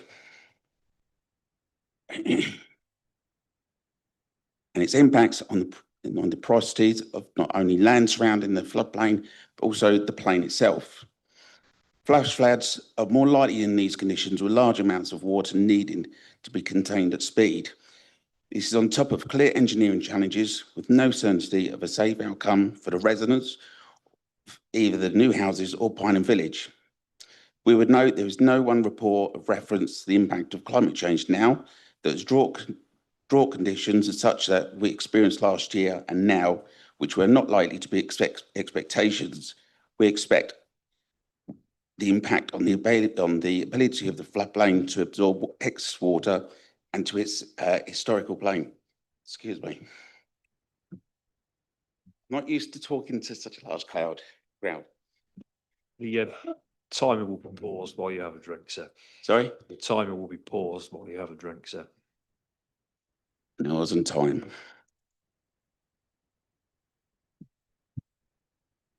Our opposition comes from genuine horror at the use of the floodplain for homes. Given the weight of the opposition in inconsistencies and lack of clarity on all the important issues, especially flood risk, we respectfully suggest the application has a long way to go before it can be considered at any level, and the matters still be addressed are too many and too important to simply be left to reserved matters, where it is now easy for them to slip under the door. Our views are backed up as the following. The planning officer and the EA note that the site sits mainly in flood zone. 1, but there are actually some areas encroaching into floodplains 2 and 3. It's also acknowledged that the site's northwest corner already lies within a flood storage area classified as flood zone 3B. That is functional floodplain, and it is designed to flood in extreme conditions. Paragraph 7.62 of the officer's report further notes that the Upton flood annotation area has increased flood risk at this site compared to pre-construction conditions. We also note that there seems to be requirement for a revised updated flood risk assessment after outline permission has been given rather than before. We believe that the floodplain will need this land in the future, and in serious flood risk applies to this development. It needs a proper risk assessment before any plan permission is to be given, taking proper account of climate change and drought. The EA states that there will be a need to raise development platforms on this site. They note the requirement would mean that there are 30 centimetres above the 1 to 1,000 year flood level. Since EA makes no mention of the impact of climate change, no survey has been done, can they really say that the rainfall now on the hard ground after the drought will sink and behave it as done in the last 1,000 years? 1 minute. You have a minute left. Wow, okay.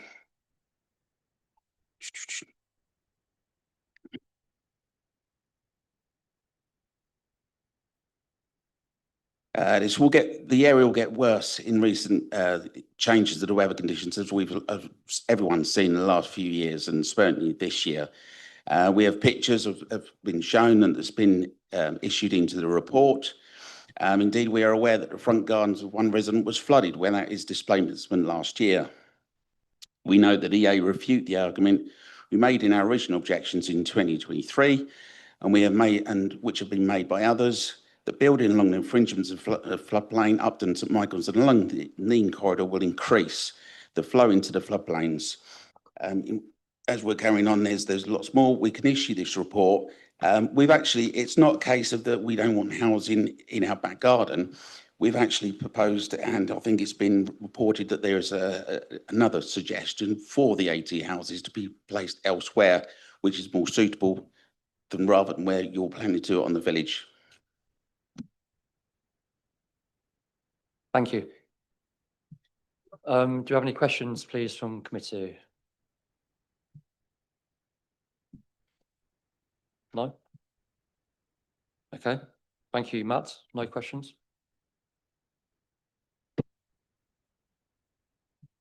Can I ask Steve Lewis Roberts, please, to step up, agents for the applicants?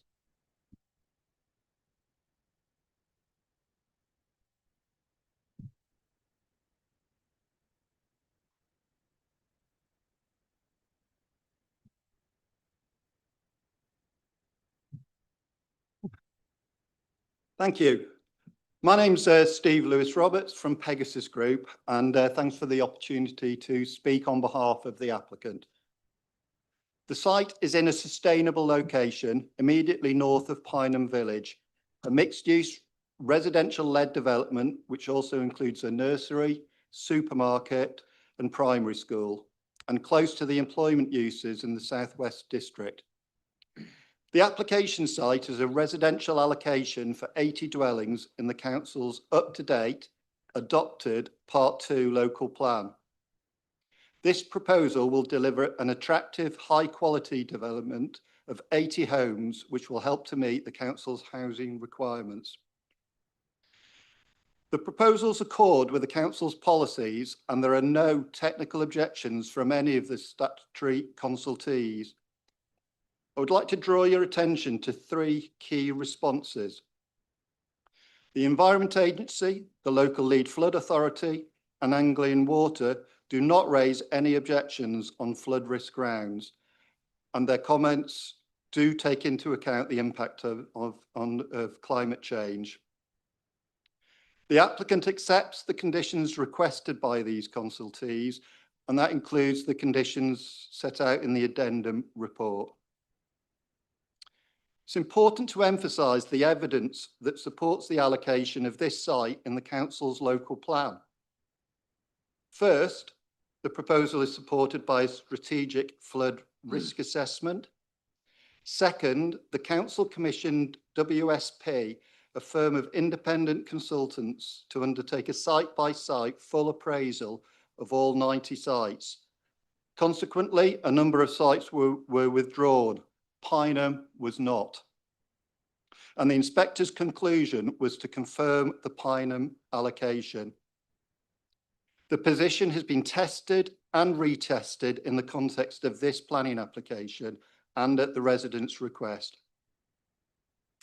Secondly, National Highways and West Northants Highways have confirmed that a suitable and safe access will be provided and that the proposals will not have a significant impact on the local highway network. The site is well connected to footways and cycleways, providing a sustainable form of travel, and is served by the Route 55 bus service. Third, the Council's strategic housing team supports the application, which would provide 18 affordable houses with an appropriate mix of 10 affordable rent and 8 discounted market dwellings. The landowner priority is to secure a high quality master plan, which will provide the framework for the delivery of this site. The master plan sets out a carefully considered layout and confirms that a suitable, fully detailed scheme will come forward under reserve matters, which respects the character of the area and the setting of the site adjacent to the country park. The master plan shows the provision of significant areas of green space, including more than 1 hectare of public open space, which will provide the framework for a well-designed development. It's important to highlight the comments made by the Council's Health Impact Team, who state that from a public health perspective, the proposal represents a well-considered scheme that has the potential to deliver a range of positive health and well-being outcomes for future residents and the wider community. The development will deliver a mix of house types, including 18 affordable homes secured through the Section 106 agreement. The agreement will also secure financial contributions as set out in the report. 1 minute. Thank you. In particular, more than £1.5 million towards improved education provision, and that will cover all 5 education sectors. The committee report confirms that residential development on this allocated site is in accordance with the development plan and notes the significant benefits arising from the scheme. The planning officer has provided a comprehensive report concluding that planning permission should be granted. I endorse this recommendation. Thank you. Thank you. Any questions, please, from committee? Councillor Keeble. Thanks. And I should perhaps picked up on this earlier, but in terms of, you referred to the conditions that were set out in the addendum that's just been, that was, laid round this afternoon. I'm just looking at the flood risk, just skimming through it very quickly, and I should perhaps have looked at it in more depth earlier, but it looks like the assessments were done some years ago. Is that right?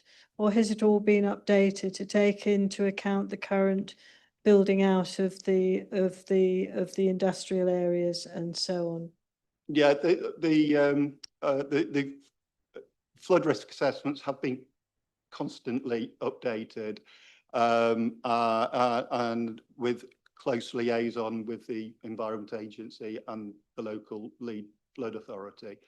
So in terms of the additional requirements that were made that you referred to, Yeah. those are all updated as of when? As of 2026 or when? Well, you mean the conditions that the conditions that are recommended by the Environment Agency are in relation to the latest consultation, which was issued in the last 12 months. And I think the reason I'm emphasising the relevance of those conditions and why the applicant is content with them is because this is an outline application. One of the reasons it's been before the council for so long is to test and retest the impact on flood risk. And I think you can be assured on that point now, given the consultation responses. But when the detailed schemes come forward through reserve matters, then those details will be further tested through a specific flood risk assessment. So it's normal practice in the development industry, but it provides an added layer of reassurance for members, would be my view. Thank you. Councillor Furman. Thank you. Could I just carry on from Councillor Keeble? What's been the recommendations from the Environment and LFA to, because let's be honest, the flooding is the big issue here. So what's been the recommendation for the development to go ahead? What are they meeting with? Well, the recommendation from the Environment Agency and the local lead flood authority is that there are no objections to the development, and the development is not at risk of flooding, and that the built development will not be located in the flood risk area. It's as you've heard, it's in flood zone 1. What they have asked for during the course of the determination of the application is further detail and further modelling and further assessment work to be clear that advice is robust. Because up until I believe it's 2023, they turned both authorities turned it down because of flooding. So what's changed their mind, do you think? Well, it will be the additional assessment work and modelling that the applicant through their engineers has provided to the authorities. And I think it's also relevant that the flood risk maps were updated only last year, 2025. But this is the Environment Agency themselves who did that. And actually that had a slightly beneficial impact in relation to this development, because it showed a slightly reduced area of the site being within flood zones 2 and 3. So I suspect that contributed to the Environment Agency's position as of today, which is that they have no objections to the proposals. Thank you. Any other questions, committee? No. Thank you, Steve. Can I ask the officers if there are any points in which you wish to come back on? No, Chairman. I mean, we're establishing the principle of development. The details, including physical flood risk arrangements, etc., will be form the part of the reserve matters as when they come in, should members obviously be minded to agree the application. Thank you. I'll move the committee to debate the application then, please. Does anybody wish to start? Councillor Ware. I still have huge concerns about water and drainage here. In the report, whilst Anglian Water are saying no objection, they do actually say that the flood risk assessment indicates discharge to a swale and ditch, which falls outside of their jurisdiction. So therefore they wouldn't comment, and whichever water authority is involved in that hasn't been asked for comment. The Environment Agency, no objections subject to the conditions that they put, but actually I'm concerned by one of their comments, which is photographs confirm the site remain unaffected by flooding. Yet having been onto the portal and just randomly opened a couple of objections, I can see photographic evidence that is not in line with what the Environment Agency have said. So I am still concerned. I'm extremely concerned that the amendments that we've had today have another 7 conditions to be raised linked to the flooding. Conditions to be applied should we be minded to accept. I am not satisfied that this application, based on the information that I can see in front of me, will be appropriate in terms of flooding.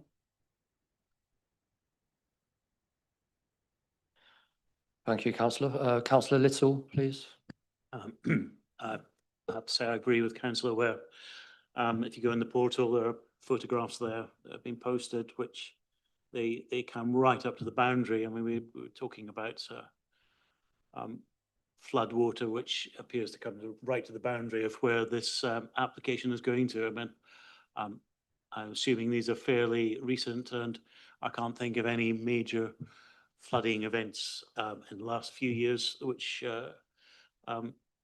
would indicate that this is just a one-off event. I suspect this is a fairly frequent event, an event of a very large downpour. I would worry about not only the new development but also the existing houses. I know in the report I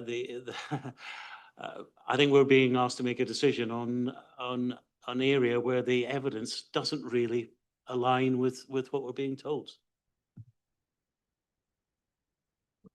Councillor Beryl. Thank you, Chair. Thank you, Councillor Ware.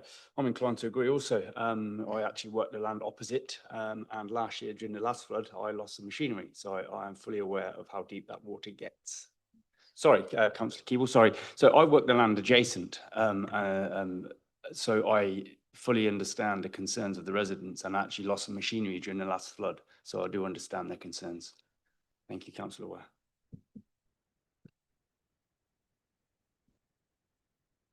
Councillor Keeble. Thank you. I think this is a very difficult application, because clearly the housing is needed. We could actually do with the substantially more affordable housing, actually, but the housing nonetheless is still needed, and development sites so close to Northampton are actually very hard come by. I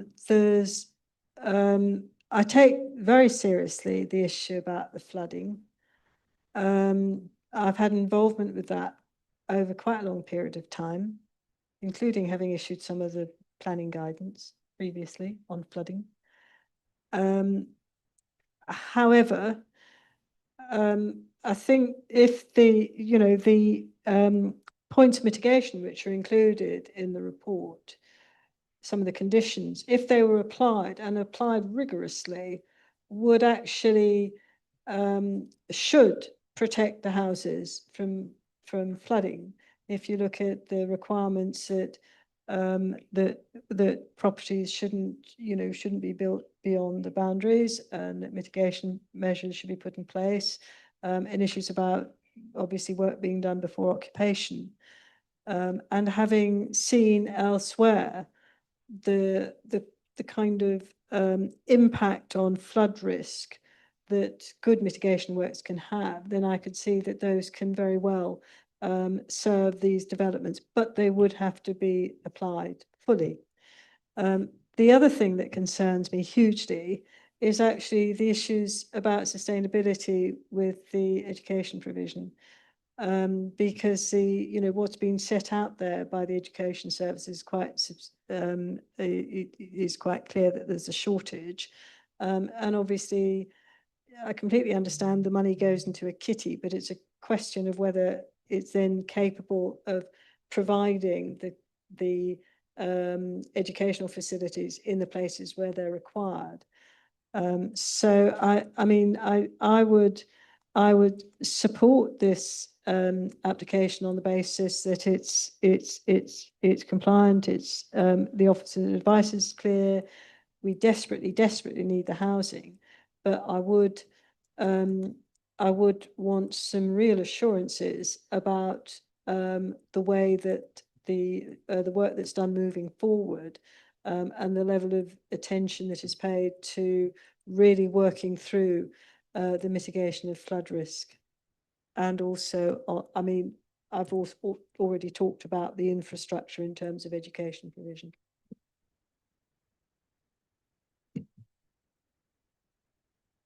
Councillor Little. Can I ask Eamon?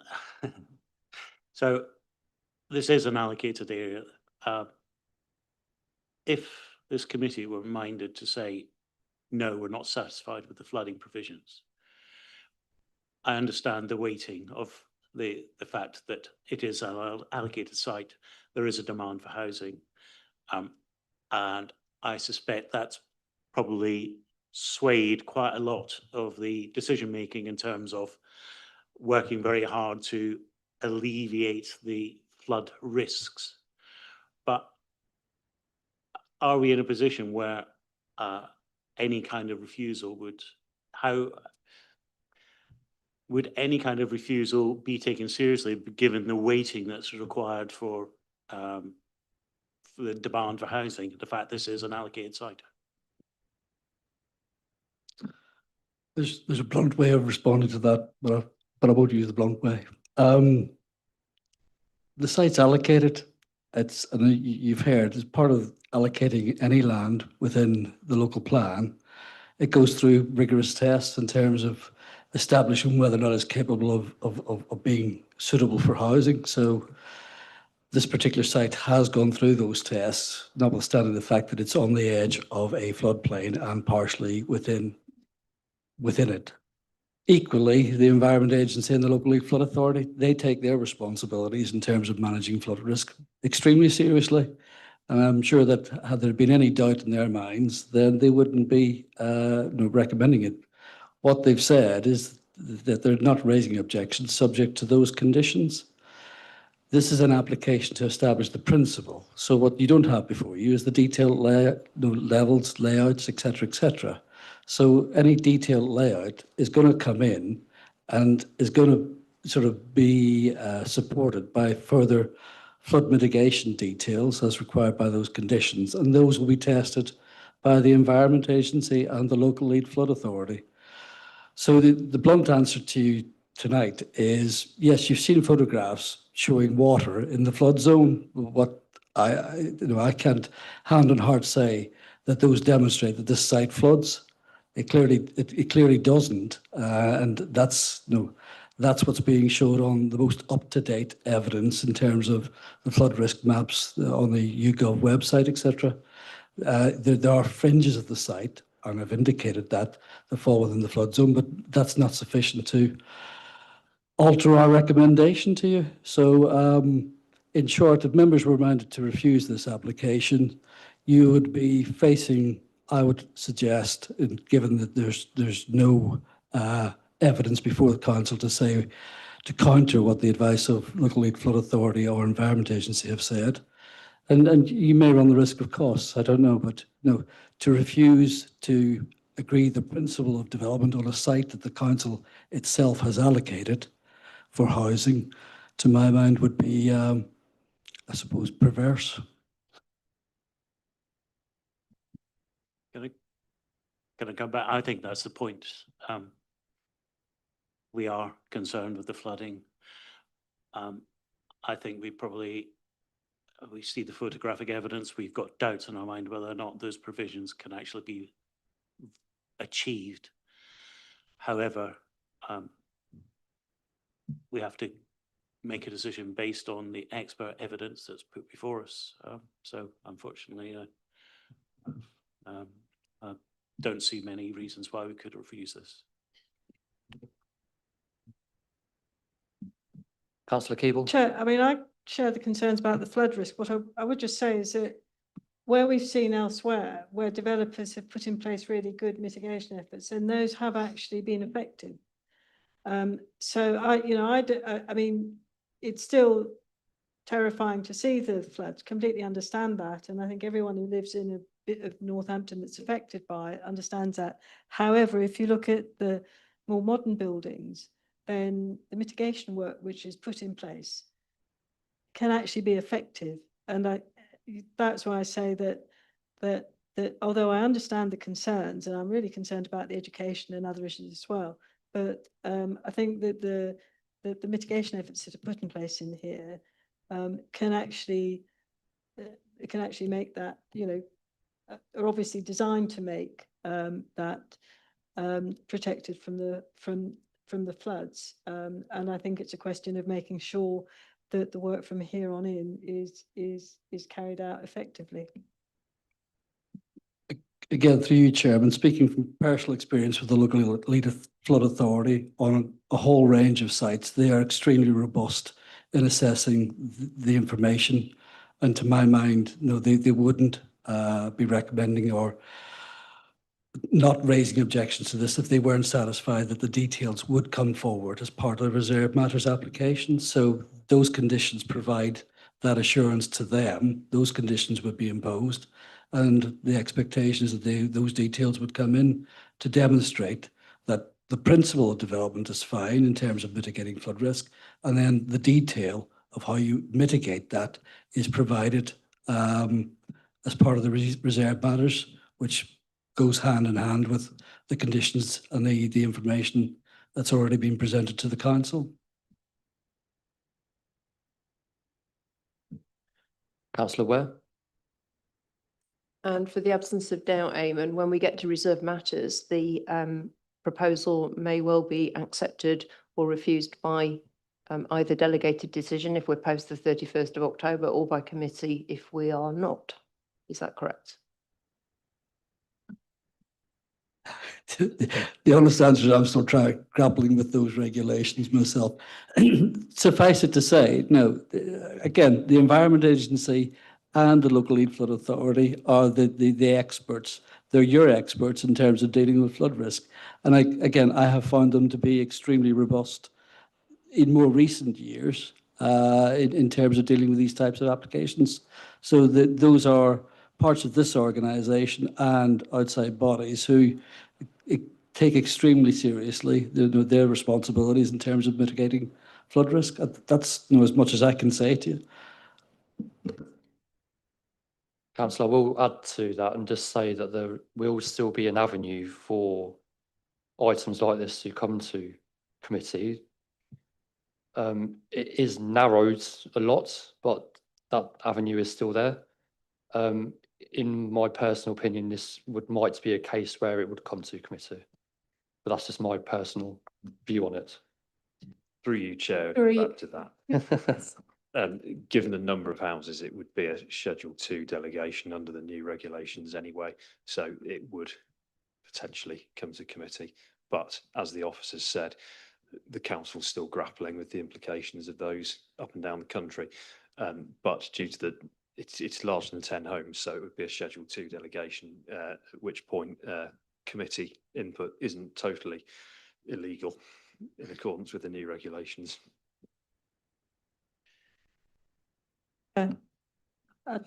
Sorry. I was just going to say, I think you probably need a recommendation to be moved, to move the debate on. I mean, I have got many reservations about this. However, I'd be happy to move the recommendations as on paper,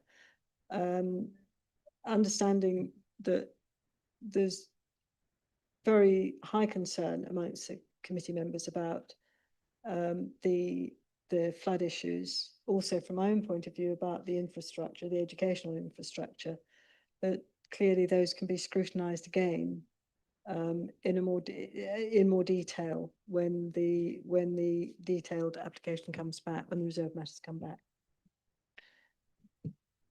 Thank you, Councillor Keeble. We have a proposal. Does anyone want to second it?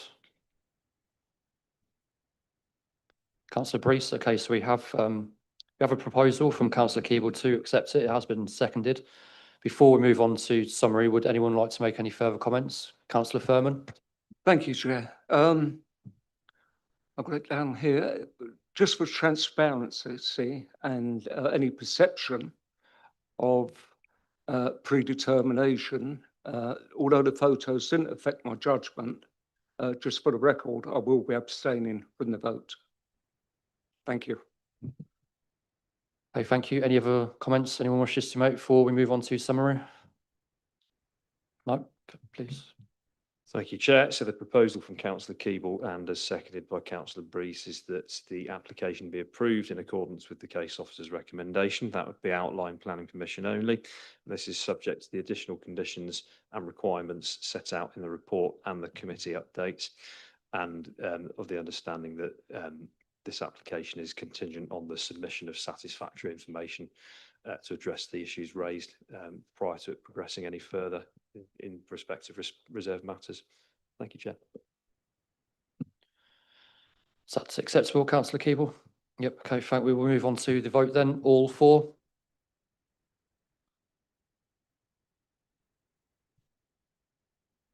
Against? Abstentions? Okay, so councillor Keeble's proposal to accept the officer's recommendation as summarised has passed. 6 for, no against, and 3 abstentions. Thank you. Move on to item 11, 80. Yeah, oh, sorry, yeah, we have been going for a couple of hours now, haven't we? So we'll give you a 10, 15-minute break, and we will come back at 1:15, please. I'll just remind everyone that we are still in session, so members of the public are advised not to approach any members of the committee, please. Thank you.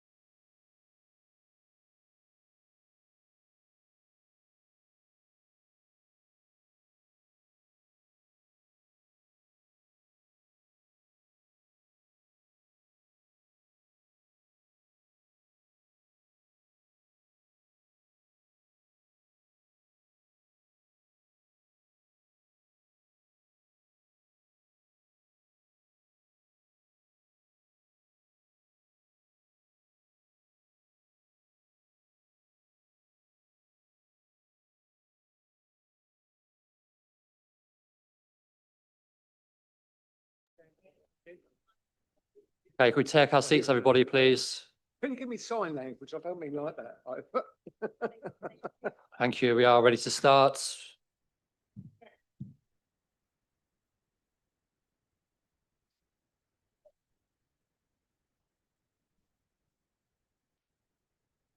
Thank you. Item 11, 84 Church Way, Northampton. I'll now hand over to the case officer, Susie Russell, to begin the presentation. Thank you. Chair. Could I just ask? Oh, sorry, we have an intervention from Councillor Firmo. I think he just wants to ask a question. Yes, please. Sorry, voice is nearly gone. Because of the collective impact on the area, are we taking it as one application at a time or both together? Thank you. And through you, Chair, it will be separate. So we'll deal with 84 Church Way first, and there will be a separate vote on that one, and there will be a separate presentation with separate speakers for 88 Church Way, because they're two separate applications with two separate issues and two separate speakers. So it'll be entirely separate. Thank you very much. No problem. Thank you, Susie. If you want to carry on. Thank you. So this is a change of use from C3 residential to C2 residential institution for use as a small care home for up to 8 residents. The residents will include young adults who require wheelchair accessible accommodation and associated support. The application proposes the conversion and adaptation of an existing 5-bedroom dwelling to provide an 8-bedroom residential care home. The change of use would require mostly internal alterations, including a garage conversion and the implementation of a previous permitted development approval for a single-storey rear extension. So this is the location plan and the front of the house. It's located in an established residential area in the Western Favell area of Northampton. The character of the site and surrounding area is mostly large detached houses and established trees that are visible from the public realm. The subject dwelling is a large 2-storey detached 5-bedroom dwelling with an integral garage. There is a large rear garden with mature trees and shrubs. At the front, there's a large driveway with mature trees. The proposed site plan shows car parking spaces for up to 7 cars, 2 of which will be wheelchair compliant spaces. Cycle storage space is also proposed. This is the entrance. The proposal doesn't involve any alterations to the existing access from Church Way, and that will remain as existing with no objections from Highways. The proposed site plan demonstrates there's adequate parking shown in front of the double garage and house, along with some additional parking to be created on the left-hand side boundary, while retaining all the mature trees at the front. The proposed change of use to a small care home for 8 residents is not expected to result in a material increase in vehicle movements. Highways advise that care home uses generally typically generate low levels of traffic, as residents do not drive and visitor numbers are limited.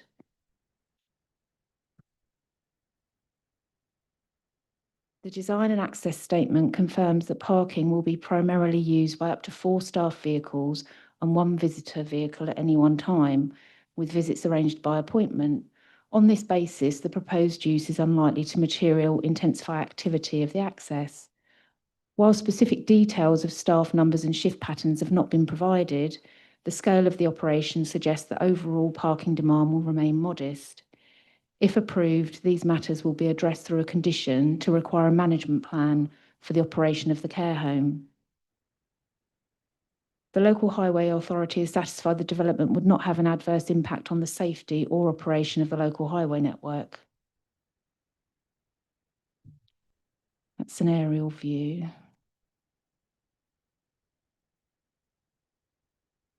So there's only 1 tree and part of 1 tree group proposed for removal in the rear garden. These are of low quality and very poor condition and located at the rear, so their loss is not considered harmful to local amenity. The council's arboricultural officer has no objection to the application, subject to conditions being applied to any approval to require compliance with the arboricultural method statement, including the arboricultural reports and tree protection plans. In the addendum, the tree officer had also recommended an additional foundation design condition where development may encroach into the root protection area of tree TO1. That would be a separate condition. It wasn't listed originally in my report, but that's been updated and added on.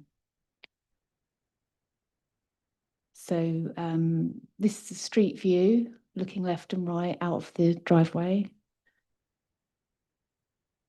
These are the existing plans.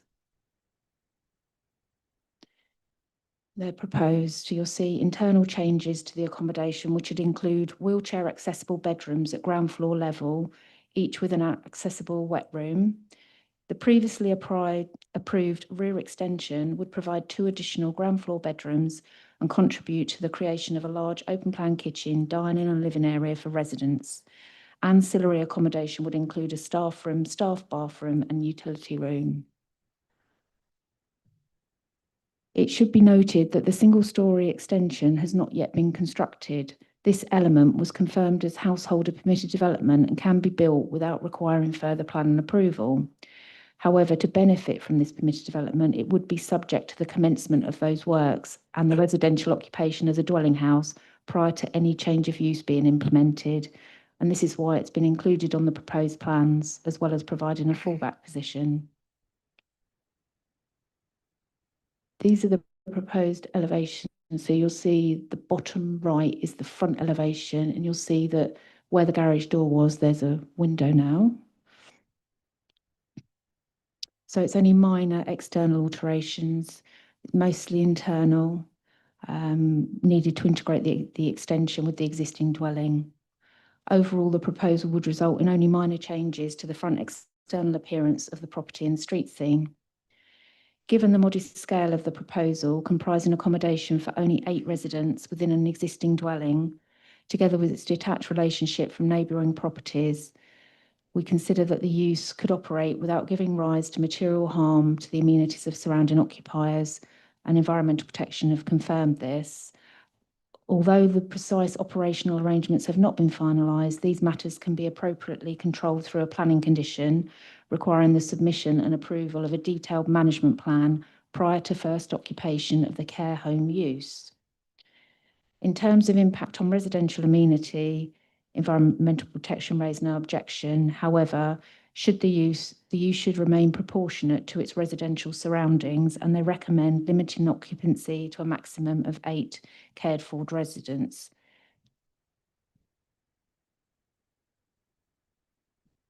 The application is recommended for approval, subject to conditions set out in the report, plus that additional condition.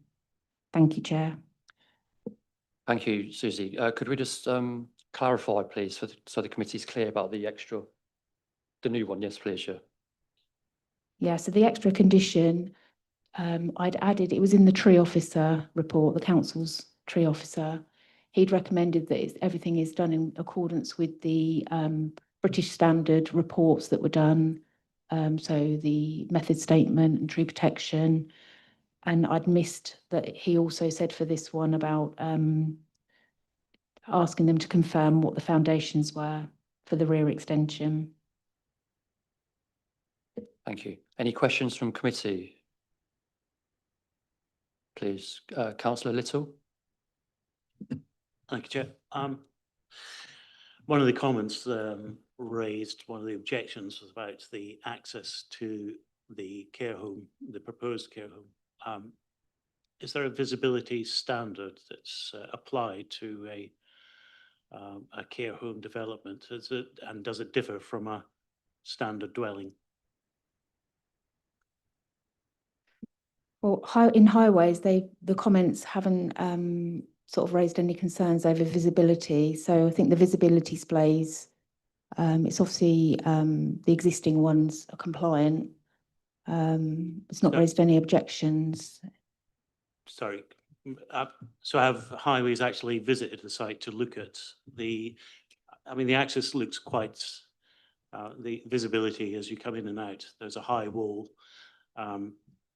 It looks quite problematic. I just want to confirm that highways have actually assessed it, given the new proposed use, and that they're happy and content with that. Highways have assessed it and come back with no objections. And I can try and find the pictures. See if can I go backwards? It, Just do it backwards to show you how.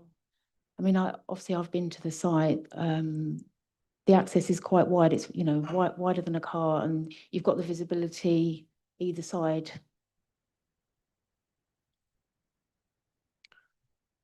Yeah, I think they're the pictures.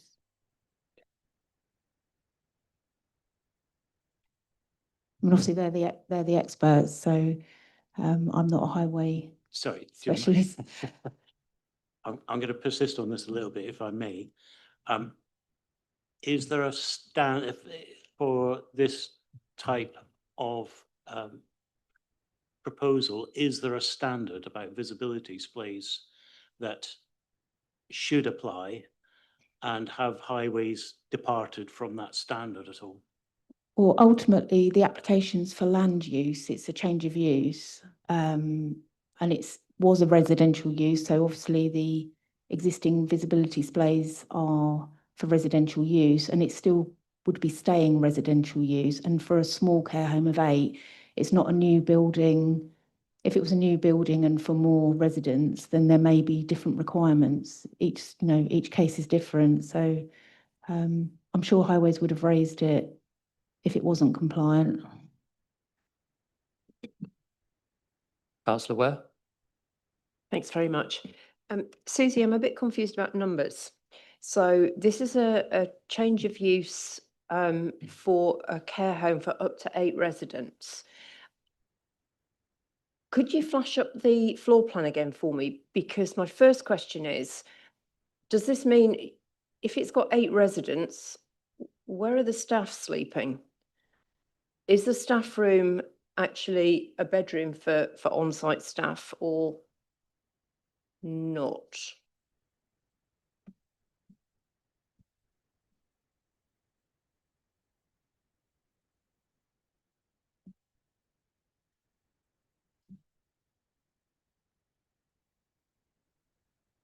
There is a staff room. It's a bit hard to. Can you see where the sofa at the bottom? Yeah, your cursor just go along this way, along up. Where sort of, yeah, that's the staff room there. Okay, so it looks like a common room rather than a bedroom. No, the common area is that at the back. That's the And that brings me on to my second question, which is, if this change of use is approved, where's the application for the extension sitting? Because my understanding from what you've said is, if there's a spade in the ground and that has been started whilst it's still a residential property, then it's sorted and it will just continue to be developed as part of permitted development. Yeah. But if it hasn't, then yeah, where are we at with it? Because committee's been asked to look at an application for change of use for 8 residents, and I don't see how this property would work without that extension. And so therefore I find it difficult to think about how I can go, yeah, that makes sense, because that development, that external piece might not well happen. So I've got lots of questions, numbers and that communal area. So it would have to happen because it would be on the approved plans. And if they hadn't done it prior to the change of use, then it's shown as proposed on here. It's not shown as existing because it's not there yet. So if we approve this, we are in effect approving the development space. You are, yeah. Thank you. That there's the fallback of the permitted development. That answers that question. Thank you. And I guess it's not a planning matter how people are managed within a care home situation. No, that's right. Councillor Breeze, did you want to come in? Picking up on Councillor Ware's points on the staff room, and there's obviously the communal dining and seating area at the back. Where is the kitchen, or are they proposing to bring in? The kitchen's in that area. It's sort of very open plan. I think it's kitchen, dining, all in that extension. Does that comply with care home standards? I find that extraordinary. I mean, there's nothing set out that indicates where sinks and appliances, major appliances are going to go. I think it's that left-hand side, all the little That just says boxes. unit, oh, that's The the left. unit, so that's, okay, so that's going to be, So it's sort of living, dining, kitchen. It's a big open space for everyone. I mean, it's done like that because it's really designed for wheelchair users. That's why it's all so we're open. presuming it's a fairly sort of low care environment. It's not an intensive needs care environment. Well, then the people that are going to be in the care home will need support, but as to what level, I don't know. I can't answer that. That's not for planning. Yeah. Okay, thank you. Councillor Keeble? Thank you. Is there a provider for this, or is it a sort of speculative application, do you know? At the time of the application, there wasn't a provider selected, and that's why they didn't provide the management plan, and that's why it's been conditioned.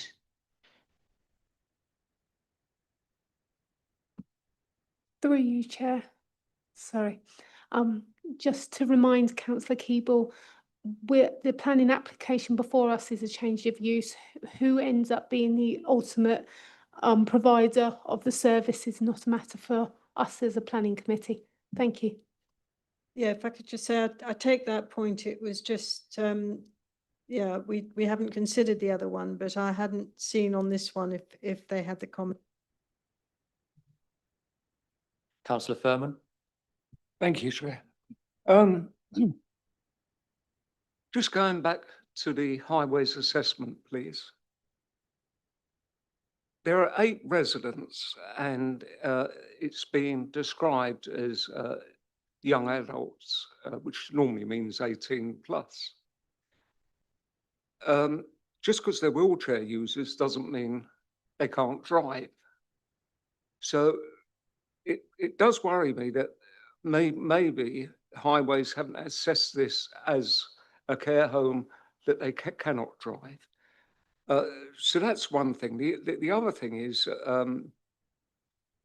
obviously, a lot of these now use mobility wheelchairs, you know, like scooters and that. And I haven't seen in the plans anywhere where they'd be stored or any EV points. So could you answer? Sorry, Susie. It's okay. There's a condition for EV points because building environmental protection asks for that. The other points in the highway comments, they do address care home uses typically generate low levels of traffic as residents do not drive and visitor numbers are limited. That's generally, they're saying typically. They're saying that the number of spaces provided is considered sufficient given although specific patterns, shift patterns and staff numbers haven't been specified yet. So that's all subject to discharge of a condition later if it's approved. I fully understand that, but I was wondering about have they taken age into consideration, the highways? I don't know. I don't know. That's fine. Because I haven't got an age range. I mean, I've asked for this information and that's why it's going to be conditioned if it's approved, because we need to know that and then we can make a judgment. Thank you very then. much. Okay. Thank you.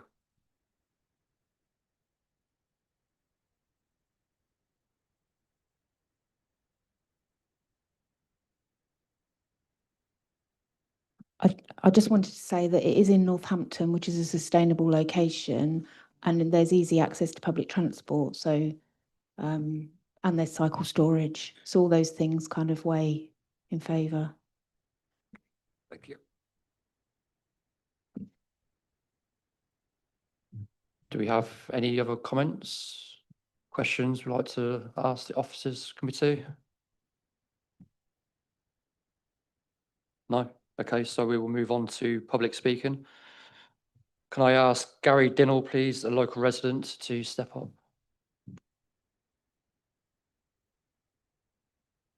You hear me okay? You hear okay? That better? Yeah, thank you. Good afternoon, Chair and members. I'm Gary Dinnell, a resident of Church Way and one of the objectors. Bear with me on the accent. It hasn't disappeared over the 30 years I've been in Northampton. I'm speaking on behalf of my neighbours who are very concerned that a residential area is earmarked for 2 commercial premises almost next door to each other. Whilst I'm speaking about 84, these applications I don't think can be looked at in isolation, as they have the same issues and the impacts have to be looked at cumulatively. So what are our key concerns? I think the councillors have already got ahead of me. There's just not enough detail here to make an informed decision. 2 homes in the same residential street could be under the same management company. This will in fact become one larger institution. We are aware that there's an identical C2 facility which the council owns some 1,500 metres away, currently awaiting occupation. So there's a challenge there on what is the demand and evidence in the care plan. We talked about occupancy.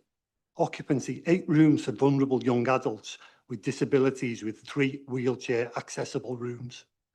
C2 care home status covers both physical and mental illnesses, including drugs and alcohol issues. We are concerned that once a care company is allocated, then the resident mix could change under the generic C2 umbrella. Moving on to highways, which is on page 143. We believe traffic and safety impacts have been looked at in isolation and just rubber stamped from a diagram. The report states there is room for 7 car park spaces, yet on page 137, item 5.1, it states no trees will be removed from the front of the property, and the highway report states no alterations will be made to the existing access. There is no way there's an effective room for 7 spaces. And I think if you even look at Google Earth, if you look at the diagrams of the arbitorial report and the parking report, there's no correlation. Currently, there is 2 vehicles on the property, as been seen in the photographs, and due to lack of turning space, one actually reverses onto Church Way and beeps the horn to notify oncoming traffic. If by some miracle or fear 500s, you can create 7 spaces, then we need to satisfy the complex care of 8 people. How does that do that? You've got staff shift changeovers, deliveries, minibuses, visitors, taxis, ambulances. They will take the easy option and park on the road or pavement, or they reverse out onto the main road through the restricted gateway. The LHA assessment states care homes have low levels of traffic, yet the C2 category in the town and country order states these have a high operational impact due to their complex needs. Let me just add a local flavour. We've been campaigning for traffic calming measures for some time already. Church Way is a rat run for schools. It has a sharp bend, multiple blind driveways that you've just seen, and it services that service more than one property. Number 84 alone has the biggest issue. It's on a corner. It's at the top of a hill. It has a service road directly opposite, and there's 4 other driveways in the immediate vicinity. One parked vehicle creates a blind spot. Church Way is a bumpy, dimly lit road, and there's a small pavement as seen in the diagram. It's 1.47 metres wide. It already has a problem for wheelchair users, prams and kids. During a normal school day, I counted this, 29 children walking down the road. There was a bin left outside number 88, and the kids had to walk on the road to get past it. 1 minute. Okay, yeah. In conclusion, rest assured, we absolutely understand the need to provide the right care for our community. Indeed, some of our families have disabilities, but Church Way is an established residential area, and taking good quality C3 character housing stock out of the market for a business venture is wrong. I would like you to reject the application as it stands. There's just not enough detail. The highways assessment is inadequate. There is no link view of the road conditions, parking, traffic movement, pavement size and pedestrian risk. And I just want to leave you with this thought. Imagine the scenario, dark November icy afternoon, dimly lit Church Way, cars rushing around on the school run, kids walking home from school, potentially a cyclist. The vehicle's now parked halfway on the narrow pavement. There's a shift change on one home, so cars are coming out, and at the other home, a delivery van is reversing onto Main Road, Church Way. As an ex-police officer, I see too many road accidents. I don't want to see any more. I really thank you for your time, and I'd look at the pictures to challenge the story on space. parking space. Thank you, Gary. Do we have any questions for the speaker? Could I just, Councillor Furman? thank you. Just very, very quickly, it's not a material question really, but not knowing Churchway, is that well lit or, you know, So- you said about the pavements in winter? Yes, yeah. So I actually live right opposite this from the driveway that services 4 properties. The trees actually overhang and cover the street lighting. So to answer your point, it is already dimly lit. And that was the concern as well. Thank you. Thank you. Any other questions? No. Okay. Thank you, Gary. Can I ask Councillor Andrew Kilbride, please, to step up, Ward Councillor for Western Favell area?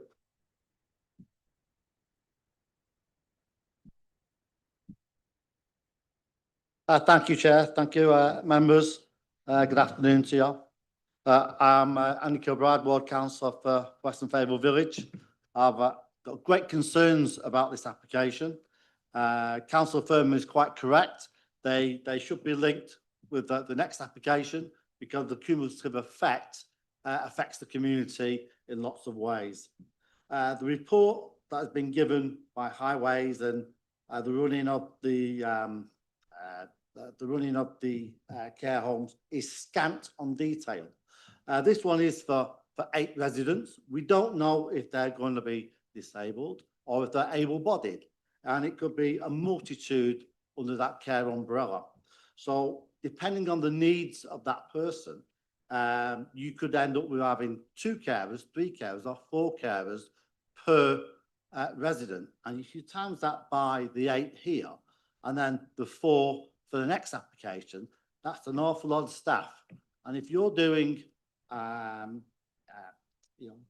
one in the morning and 1 in the afternoon on the shift patterns, that's an awful lot of vehicle, traction. Western Favell Village is a small village. It's got narrow roads. It's dimly lit. It can be very dangerous. Churchway is the main artery from the top of the road, which is Wellenby Road, right the way through to the bottom, right the way through the village. And if you've got all these cars in there, there's not going to be enough parking there anyway. There's very little parking around the edges, maybe 1 or 2 spaces. It's going to cause real problems there. So I disagree with Highways. Recently, the Western Favell Residents Association, because of the need to slow the traffic down, they will be putting up 20-mile-an-hour speed cameras. And this hasn't been referenced into the Highways paper, which I note. So it should be made clear it is a small road. Aside from that as well, we have the house in the middle, number 86. And what you're going to be doing is encasing that house. So not only will you have a care home to the left, you'll have one to the right. And there's an awful lot of commercial activity there. And that's not fair on those residents in the middle. So for me, it doesn't work. It's scant on detail. I believe that at the moment, this should be knocked back and maybe brought back again with more detail. And I'm happy to take any more questions. Thank you. Thank you, Councillor. Any questions from the committee? No. No. Thank you. Okay, thank you. Can I ask Indy Shokar, please, to step up, agent for the applicants?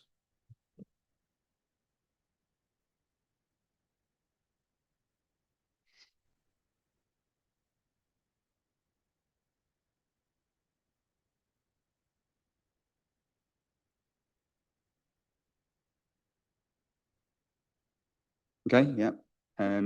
Thank you, Chair. Good evening, committee. Thank you for the chance to speak. I'm here on behalf of the applicant. My name's Indy and I'm a planning agent. I won't repeat what's been said in the committee report because obviously we feel it's a thorough report, a thorough assessment. We think it covers all the right points, and it has a pretty robust analysis of planning policy, which I think is really important to clarify from the very beginning. But I would like to add some context, if I can, please. What we're looking at here is a modest, bespoke, focused specialist care home, which directly responds to local need. And that local need has been demonstrated, and it's covered in the committee report. In fact, it's covered on both planning applications. So there might be some repetition, Chair, so I apologize in advance if I'm having to do this again in a few minutes' time. So we're looking at a project that responds to local need. The project represents, in our view, effective use of brownfield land. And there's a focus on that within national planning policy, and we need to bear that in mind when we come to the open debate.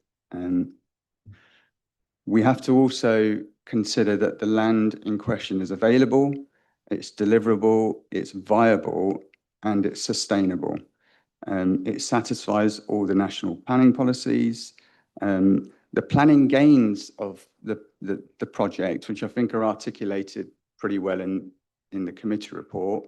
In our view, when you look at this project on balance, the planning gains clearly outweigh any potential or perceived harm that could be triggered by this project and the one that's interlinked. We also feel that any potential harm that there could be are adequately addressed within the proposed planning conditions that are at the end of the committee report. Some of those conditions, well, one of the conditions in particular, and I've heard this before, is to do with the management of the care home. So I think that condition is appropriate. It passes all the legal tests, and that's an opportunity for planning to actually see in further detail how this is going to be managed. And I imagine that when that condition is submitted, highways will form part of the assessment as well. So I imagine that highways were being consulted as part of that condition. So there'll be more scrutiny, detailed scrutiny on the actual management of the care home at a later stage. At this point, we're looking at the principles and we're looking at the change of use. And when you look at all of the different technical experts that have informed the recommendation, from arboriculture to highways to environmental protection and even planning, they're all satisfied that the different disciplines have been met. So that's good. So I do respectfully request that committee take this opportunity to support a unique and modest proposal, and I'm happy to take any questions, Chair. Thank you. Thank you. Do we have any questions, committee? Councillor Ware? Thank you for your presentation. You mentioned that it's going to be a modest, bespoke and specialist care home that responds to local need. Are you able to give me more information about your analysis of the local need, where that's come from and what you've concluded, please? Yeah, that's a good and interesting question. Thank you, Councillor. So I'm looking at a paragraph here from the committee report, and I think if I just repeat what it says, it could help shed some light on this question.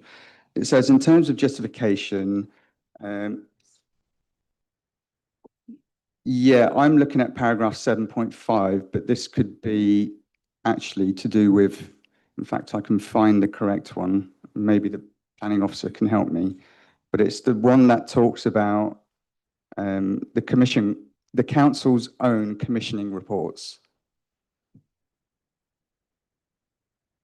I've got it noted here if you want me to read it. If that's all right, please. I've got it in notes, so I haven't got it with the paragraph number, but I've put that while the proposal would result in the loss of a single market dwelling, it would deliver an important form of specialist residential care accommodation to meet identified needs within the district. The proposal would make efficient use of an existing residential property, would not result in a loss of significant housing resource, and would provide social and community benefits through the provision of care services. And then I've referenced some of West Northamptonshire and North Northamptonshire's commissioning strategies. They're available on the website, and they demonstrate an ongoing requirement for additional specialist supported living and care provision for working age adults with complex needs, including physical disabilities. And there's the references there for the reports. That is in the body of the report. It's just there my notes that I was going to read it.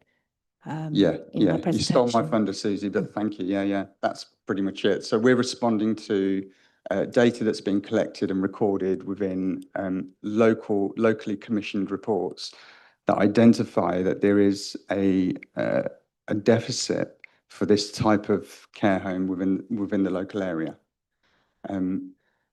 This won't resolve the deficit, but it will contribute towards fixing it. Thank you, Chair. In 7.15 of the report, I'm still confused about numbers. It says, given the modest scale of the proposal, comprising accommodation for only 4 residents within an existing dwelling, together with the site's generous driveway parking provision and its detached relationship from neighbour properties, the local planning authority considers that use has the potential to operate. Now, are we saying it's got the potential to operate with 4 residents? Or are we saying it's got the potential to operate with 8 residents? Because I'm not clear. Through you, Chair. That's the next item that's 4. It is confusing because they're both, one's 84, one's 88, one's for beg your 8. pardon. That's okay. So 84 Church Way is for up to 8 residents. I thank you for the correction. Councillor Beryl. Thank you, Chair. In comparison, other applications that have come through, there's always been allocated bedrooms for staff. One of the councillors picked it up earlier. Can you explain why this application has no allocated bedrooms for staff? I'm not sure if I can answer that question because I haven't designed the project, and I got involved a bit later on from its first inception. And I'm wondering, Susie, if you can help here with maybe disseminating the diagrams. It showed it on the plan. It showed it's got a staff room, and I think there's a separate staff cloakroom.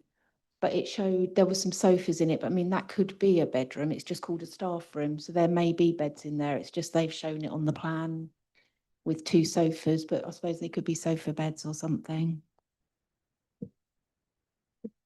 Sorry, Councillor Ware. Yeah, sorry to go back to this. I think I am right that there is a discrepancy in the report. We are, just for point of clarification, we are looking at 84 Churchway, aren't we? Yeah, it definitely says that it's got for 4 people. So it's page 141, 7.15. That's an error, a typo.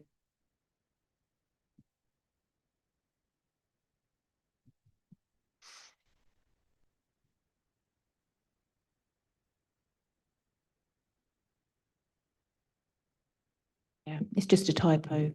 I think. Yeah.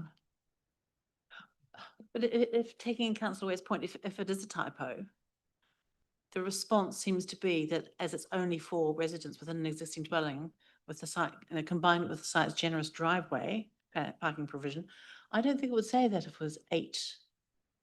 It says only 4 residents within an existing dwelling. I don't think it would say only 8, given the site's generous driveway. I think that, I don't know that it is a typo. I think it needs to be looked at. I think she's picked up a very. I would say 8 is low for a care home. It's still a small care home. Please, Councillor Ware. Chair, I appreciate that it is only a small number. I also appreciate that this type of care is absolutely required. But what we're being asked to consider is this particular place the right place to approve a change of use?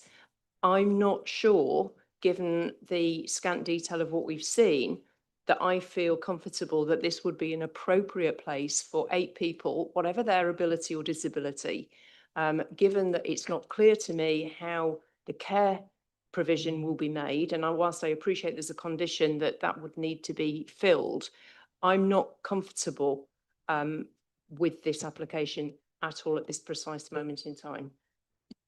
Thank you, Councillor. I'll just add for now that we are meant to be questioning the speakers. So if we do have any questions for Indy, then we'll move on to this first and then we can move on to the debate in a minute. So if we have any more questions for the speaker, Councillor Furman. I think Rebecca was for me. Councillor Thank you. Breeze, did Thank you you. want to? Yeah, thank you. I'd like to pick up on a point that I raised about the kitchen facilities. Yeah. And your comment that there's a shortage of appropriate space for people with complex care needs.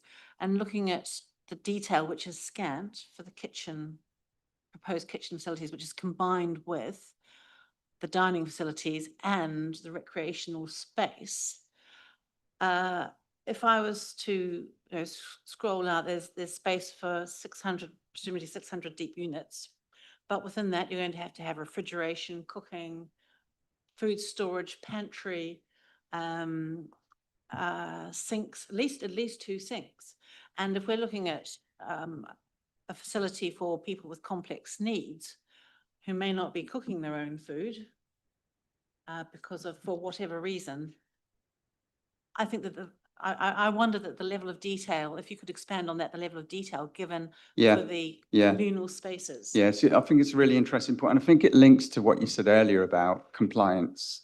The question, I think, came from you about compliance with care home standards.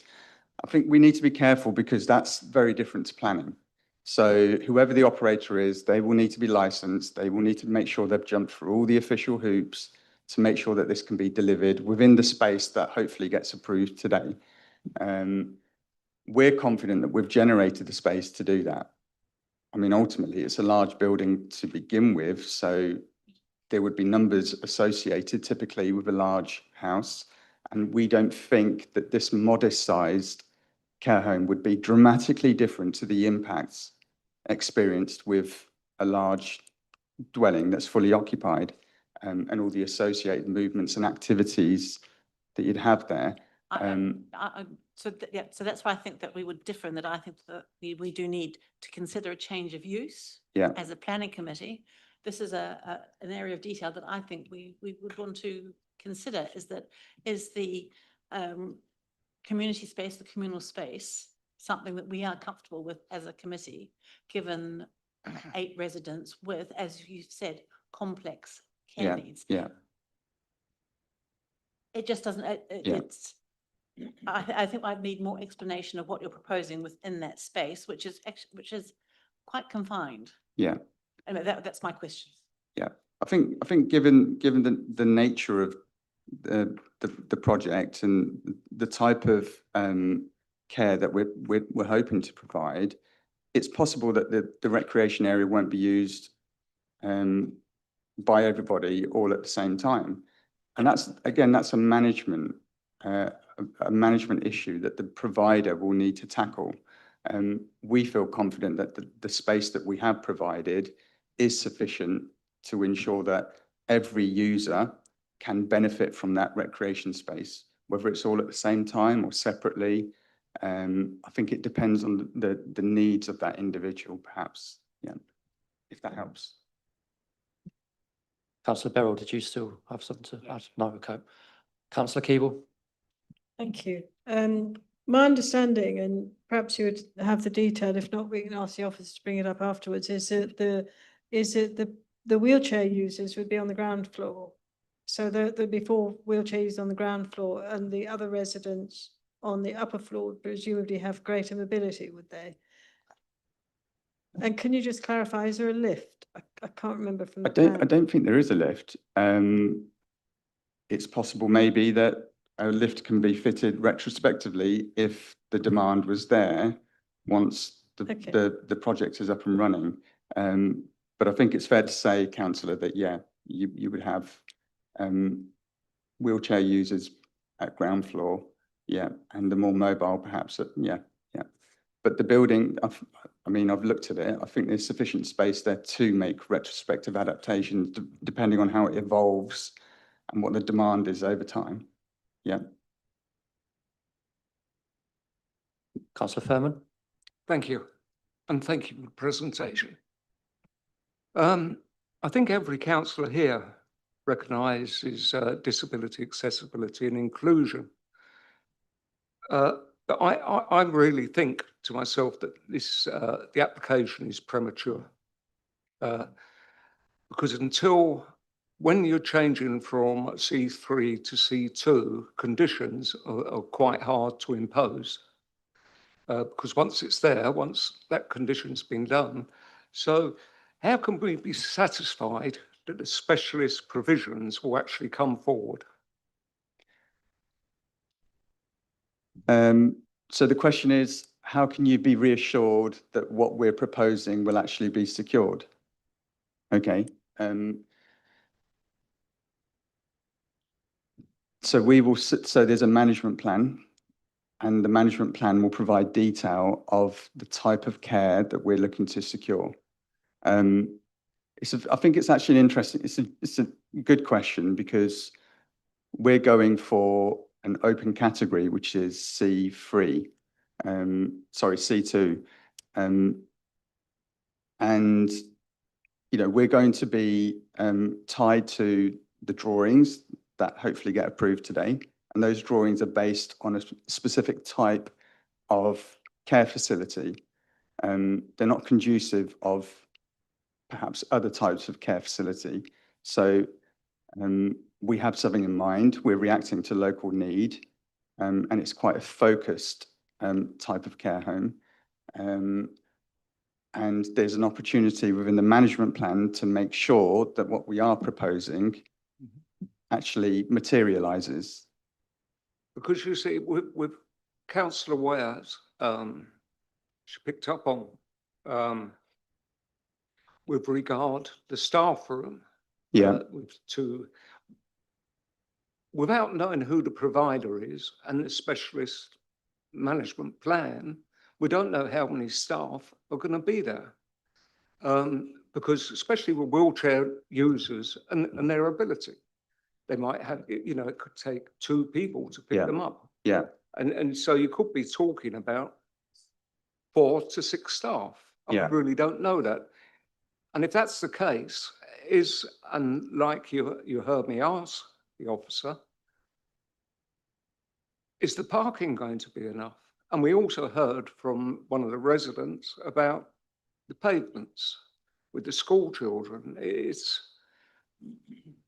I would like to see it come back. That's my view. I don't think the assessment's been done enough. Have we got the management plan? Yeah. No, we don't. We don't, because we're looking at providers. We've got preferred providers, but there hasn't been one specifically selected yet. And we didn't have a provider at the time of planning submission. And I imagine there are plenty of care home planning applications that are submitted that do not commit to a care home provider at the day of planning submission. The detail comes later. Hence, you know, these planning conditions are used to invite the applicant to commit to a very specific type of management plan. And the detail of that will very likely come from a care home provider that's been selected at that point.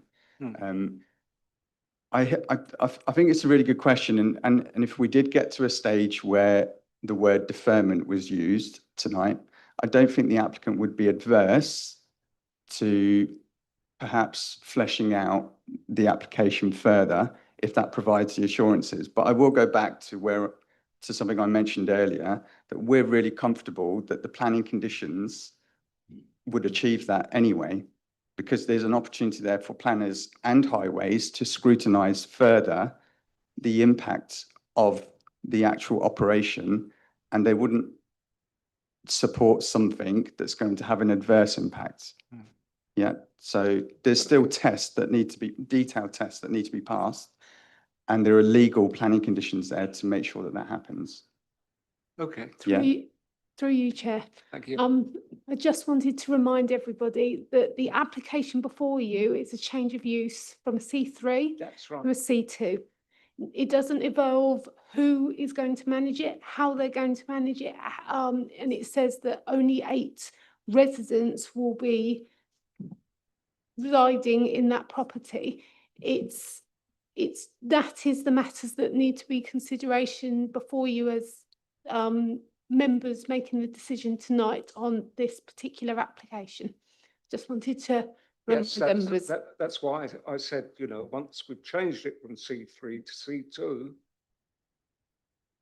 that's what will happen. But the application Yeah. before you is not who is managing, it is just the change of use from C3 to C2. Thank you. Sure. Thank you, Sean. I will just add that if deferral is the preferred option, site visit would be there, and we can invite Highways to attend to answer any questions you may have on the application. So just keep that in mind, committee. Are there any other questions for the speaker before we move on? Thank you. No, thank you. Yeah, thank you. Thank you. Thank you. Are there any points the officers wish to come back on, please? Okay. Thank you. I'll move the committee to debate this application, please. Does anybody wish to start? I'd like to make a proposal, or is that too early for anyone? Well, do we have anyone that makes the wants to Wish make to any comments first? Councillor Comment Ware? first? I pick up what I said earlier on. I am concerned about this. I don't think there's clarity. I have big concerns about a change of use with a number of 8 residential people who need care, given the layout that we've got. And whilst I appreciate that the management plan is a matter of future determination, I still think we've been asked to look at a change of use for up to 8 people. And in my view, this proposal is not adequate for that. I would also add that questions about the highway display add further concern for me. I'm not comfortable with this.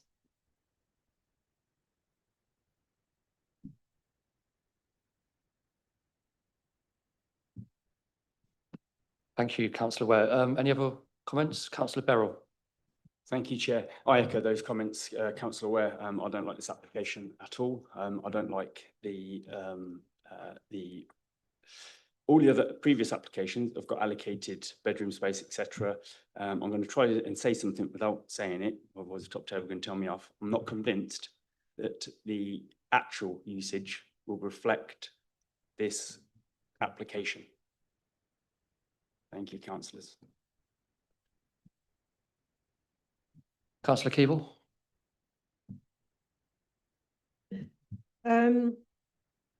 It's clearly meeting a need. I completely take the point about the limited amount of vehicle use would be given the fact it's a care home. I completely understand that. And it says that visitors would come by appointment. I actually am fairly comfortable with the open plan kitchen area and so on, because I think that if it's a care home, it's not like it's not meant to be a punitive place, so people would be able to wheel around, and presumably some people will want to do their own cooking and some not. It depends, but that's for down the line. I'm also actually quite comfortable with the idea that you need to make sure you've got your planning consent before you go and get a provider, just in case you don't get it. I'm also quite comfortable with the wheelchair access being downstairs. What I do, this is why I raised it with the agent. I'm concerned about the fact that how do people get upstairs if there's no lift? I didn't see one in the plans, and if they're people with any kind of limited movement, then that's quite a major deal, because you know, if they, you know, if they can't manage the stairs, then obviously you have to have a lift and preferably a lift, not a stair lift, if they're people with complex needs. So I do think there's a bit more work needed for it. I mean, it's got a good big garden.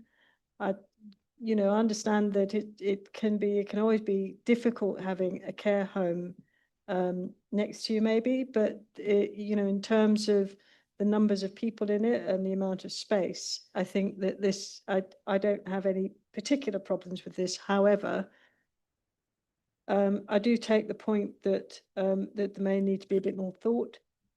And I mean, for me, particularly that issue about the lift, because that's a major safety factor. But I feel fairly comfortable with quite a lot of the other arrangements. And on the staff front, again, it depends on the type of clients, but you might not have live-in staff. And if you have to have waking night staff, if people have got complex needs, the last thing you want them to do is to go to sleep. So you might have a place, you'd want a room for them, but you might not want a bedroom as such, because that might not be the best option. But that again would depend on the management plan. So, you know, I think there's, I'm reasonably comfortable with it. Thank you. Following on from your comments, Councillor Keeble, on bringing more information to the table. So we did hear from the applicant's agent that they would be willing to bring more information forward if a deferral was to happen. So if we spell out what information you actually wanted, then that will go down on record as being needed. I've got a list if you'd like me to. So we do have a list. If at some point you need Richard to summarise that for you, we'll be happy to do so. Chair, if I may just advise also, I think it might be useful if members were minded to defer the application, as well as the applicant who seemed to be willing to come forward with some further information in the meantime. It's probably worth officers just providing a note on the role of the Care Quality Commission, because I think you're straying into the role of what they would regulate and how they would manage it. So whilst it's very simple for us to say some of that's regulated by the Care Quality Commission, I think it might be helpful for the future decision if it is deferred, for us just to give you a note on how that works, because some of the things you're talking about, lifts and adequacy of bedrooms, would be managed through that regulator. Thank you. Councillor Brees, did you want to? Thank you. Yes, that's a really helpful interjection, actually. Thank you, Simon. Given that the management plan is considered important enough to be conditioned within the application, I just thought that the committee's expressed the view that actually they'd like to see the detail of that themselves. So a deferral is a very good idea, so that they can be sure that what they're giving permission for matches their expectations ultimately. So I would very much like to propose or second a deferral and actually a site visit.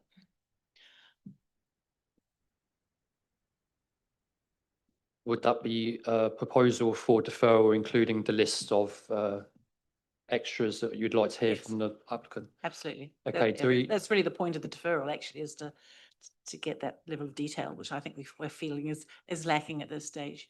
Also, Chair, we just as we were discussing a minute ago, we'd have to make sure that we bring this back to the October non-strategic planning committee, because in November, this is mandatory delegated decision. So regardless of what information we get from the applicant, we would return with whatever we've been able to muster. We're relying on you, Simon, to do that. Would you like me to summarise the list? Just, yeah, what needs to get a second first. Councillor Furman, did you want to add something? Yeah, could I, did Councillor Breeze propose that we have a deferral? Yeah, so Councillor Breeze has proposed. Okay, sorry, deferral with the extra conditions for information. Add on to that highways visited, because I don't think presumption is. Yeah, so we will ask highways to be in attendance to the site visit. Thank you. Do we have a seconder for that? Sorry, did you? Councillor Ware, May I just make a comment? please. I am more than happy to second councillor Breeze's proposal. I do question the need for a site visit though, because all we'll be looking at is a building that already exists. And if highways are going to do a site visit and look at some of the access things, then I'm not sure that there's much benefit in us all pitching up and having a look at a building that already exists. But in principle, I agree with the deferral proposal that councillor Breeze has made, given the list of things that Richard is going to confirm. I think through you, Chair, the purpose of the site visit and inviting highways is obviously members have heard that highways have carried out their assessment, but highways will be able to explain their rationale for their assessment if they visit the site with the members, and members will have that direct explanation on the day as to how highways have come to their conclusions that it does comply with their requirements. I think That makes sense, Richard. Thank you.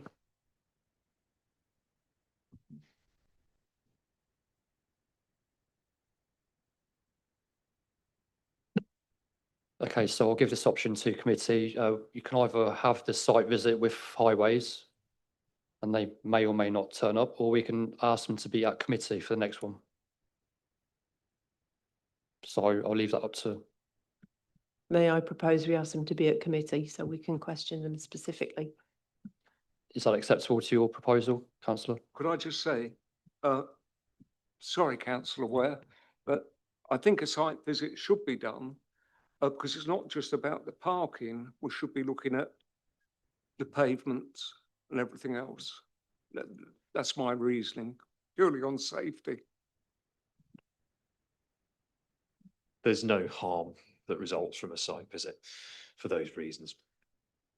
Yeah. And of course, if members aren't able to come, they are not able to go. And if they choose to go, they can choose to go. Yep, exactly. So I will let Richard summarise because, yeah, there's been a bit of please. Okay, thank you, Chair. So we're deferring for the purposes of a committee site visit to enable the committee to assess the application for potential highway safety, parking and spatial issues, and also request that the applicant provide further information regarding the proposed operation and management plan, layout, resident numbers, parking and space, if that summarises everybody's lift. Okay. Was there any other clarifying points that the committee wanted? I do on the kitchen facilities, because picking up on councillor Keeble's point, I'm not concerned that it's too small. Sorry, too big. I think I'm concerned that it's too small, and I would agree that this. Through you, Chair, if I change the wording to layout and internal amenities, Yeah. that kind of creates an umbrella for both of those. And just to add, whilst it's not a requirement on the applicant, the officers in the next report will provide a note on the role of the Care Quality Commission, so you know the interrelationship between planning and that other regulator, because that might be a key issue. Yep.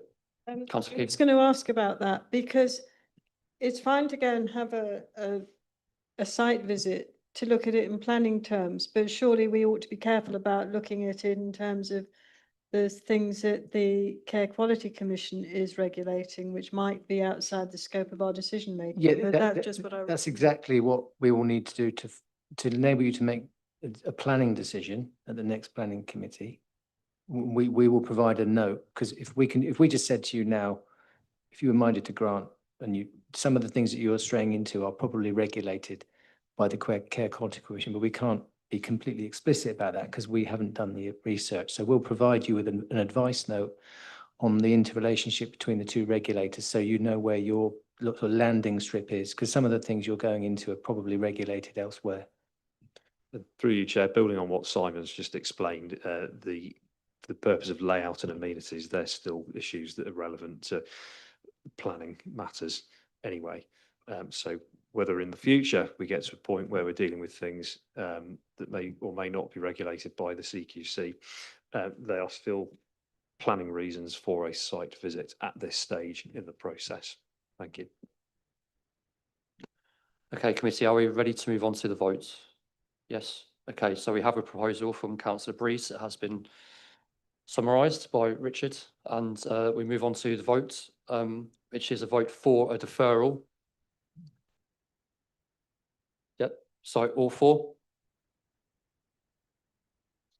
Okay, so that's 8 for, no votes against and 1 abstention, which means councillor Breese's proposal has carried.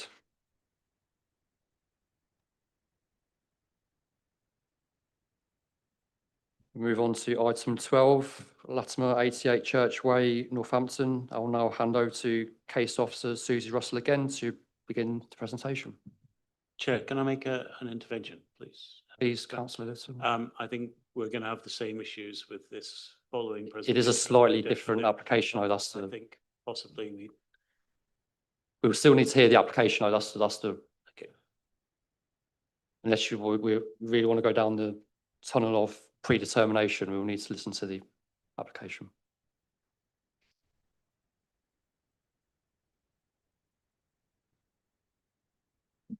Thank you, Chair. So this is for a change of use from Class C3 residential to C2 residential institution for up to 4 residents and single-storey rear extension as approved previously. So the application proposes change of use for up to 4 residents who will be young adults who require wheelchair accessible accommodation and associated support. It should be noted that a rear extension shown on the proposed plans, this single-storey extension has not yet been constructed. This element was previously approved as householder permitted development and can be built without requiring further planning approval. However, this would be subject to the commencement of works prior to any change of use being implemented. Therefore, it's been included in the proposed development. Oh, it's not. Can't seem to get it forward.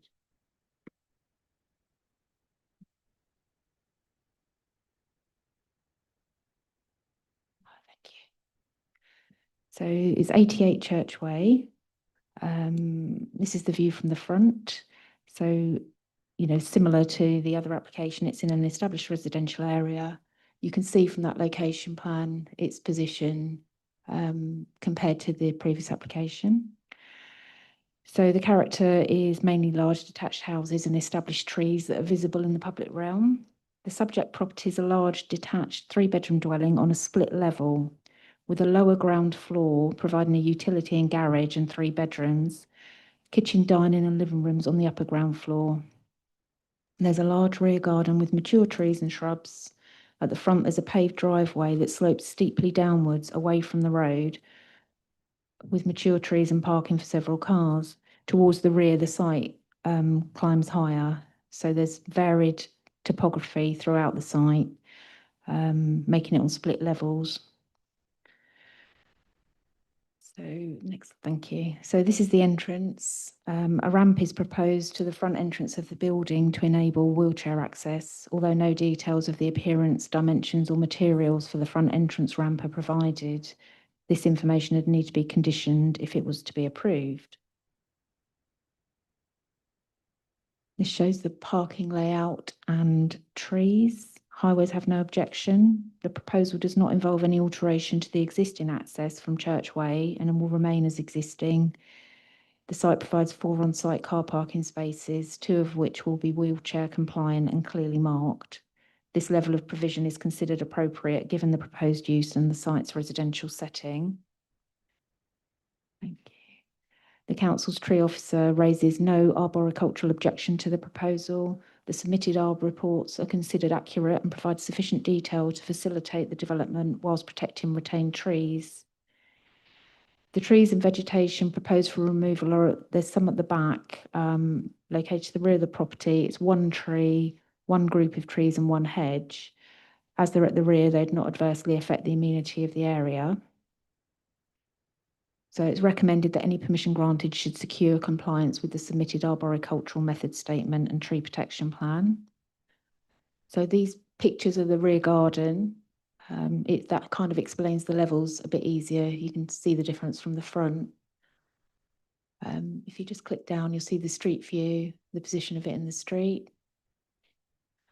And then the next slide illustrates the levels. So that photo on the right-hand side, I took that's down as you're coming from the front of the house. That's the right-hand side. It shows the level, how much higher the back garden is. And they're the existing elevations, just really to show you the difference in levels. This slide's the proposed floor plan. So it would consist mostly of internal alterations to facilitate the change of use. Externally, the rear extension would increase the property from 3 to 4 bedrooms. The garage on the lower ground floor would be converted into a staff room and a staff bathroom, and the rear extension would provide 2 large bedrooms with wet rooms. The other 2 bedrooms would also have their own wet rooms, and the communal living areas are all proposed on the upper ground floor level. The next slide shows the proposed elevations. So the majority of the proposed rear extension represents infill. There's also some minor fenestration and internal alterations, with the existing rear door in the current living room being removed to leave an internal opening to access the new extension with sliding doors at the rear. There'd be limited alterations to the appearance from the front. Just the garage door would be replaced with a window matching the existing first floor window above, and an existing side door on the elevation facing number 90 would be replaced with an obscure glazed window. The remainder of these openings would be partially infilled with matching reclaimed brickwork to integrate the alterations into the existing facade. In terms of amenity and noise, Environmental Protection recommend a condition to ensure the proposed use remains proportionate to its residential surroundings and recommends limiting occupancy to a maximum of 4 careful residents. Given the modest scale, comprising accommodation for only 4 residents within an existing dwelling, together with the site's generous driveway, parking provision and detached relationship from neighbouring properties, it's considered that the use has the potential to operate without giving rise to material harm to the amenities of surrounding occupiers. While the precise operational arrangements have not been finalised, these matters can be appropriately controlled through a planning condition, requiring the submission and approval of a detailed management plan prior to first occupation of the care home use. So the application is recommended for approval subject to conditions. Thank you, Chair. Thank you. Do we have any questions, committee? Councillor Keeble? Thank you. This application, although at first sight it looks the same, it's actually completely different because it's entirely dedicated to wheelchair users. And I think one of my concerns, because would be with the access for the pavement, because if people, this is sort of a mid-terrace property, as it well. It's not a terrace property, but it's not right at the street corner. So if people want to get out of there and go for a walk, with someone with a wheelchair, they'd have to use a pavement. And it wasn't clear from that whether that pavement would be properly wheelchair usable. And that would seem to me to be quite a key thing. I mean, there's also issues about having 2 care homes that are in such close proximity, but there aren't any planning rules about that, are there? So that's not a relevant factor. But just in terms of the wheelchair access, I wonder about that. Just come back and say, presume you're referring to the picture at the side with the steps, but if I could just say, I saw that, but I mean that's obviously something that can be managed by the owners. What I was talking about was if they want to go out the front door and they want to go out for a walk down the street, which is what people do in wheelchairs, is the pavement actually wheelchair accessible there? They propose a ramp at the front, so there's easy access in and out. No, I mean, when they get on the pavement, is the pavement wide enough or is it full of potholes? Is there sufficient space for someone to push somebody in a wheelchair along the pavement? Because it wasn't clear from that photograph whether it actually was or not. Yeah. Again, through you, Chairman, I mean, these are matters that probably are dealt with under other regulations. I take the point, but again, perhaps if you're looking at the wider environment in terms of the condition of pavements that are within the highway, then that's a matter for you to judge if you want to defer it and go see it for yourselves. We can only deal with the application within the red line and where it abuts the highway. Take the point. The officers recommended conditions in terms of ramps within the site so that affords accessibility from the public realm, as to whether the public realm is accessible or in a good condition, really. We couldn't comment on that. I'm sorry, my remark about the potholes was perhaps a bit facetious. What I was actually thinking about was that if you're looking at, for example, you wouldn't put a children's home fronted onto a dual carriageway with heavy traffic because you'd say this is dangerous. And in the same way, if you've got people at a care home which is entirely dedicated for people in wheelchairs, is a pavement actually suitable for them to go out, to exit their home? Through you, Chair. I just want to remind Councillor Keeble that the application before you this evening isn't about the highway surrounding the application site red line plan. It's actually to change the use from a residential to a C2 4-bedroom or 4 accommodation for 4 people. It's not about how they're going to travel once they leave the facility. Thank you. Yeah, what I was just thinking was whether this is a suitable location, that's all. Councillor Ware? Thank you, Chair. I'm really pleased to see that the trees on the front are going to be protected. Perhaps you could give me a little bit more detail, Susie, about the tree that's got to go. It says in your report, 1 tree, 1 group of trees and 1 hedge is proposed for removal. I accept that the quality is low, but why are we removing trees on the back? Is it linked to the extension that they're talking about? I got the impression because they couldn't see it, it was further down the garden. So if you could confirm a little bit more, that'd be helpful.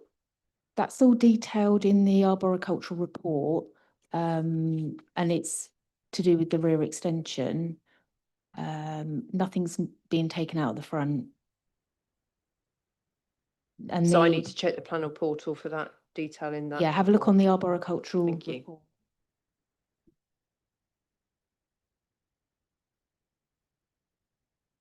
Yeah, because they're at the back, obviously there's no public amenity issues with removing those. And to be honest, they can do that without permission anyway. They're not protected. The tree officer didn't raise any objections to that because they're of low value. Thanks, Susie. I just wanted to understand why. Councillor Bruce? Thank you. Susie, could you show us where the ramp is from the front door? Because it looks to me like steps.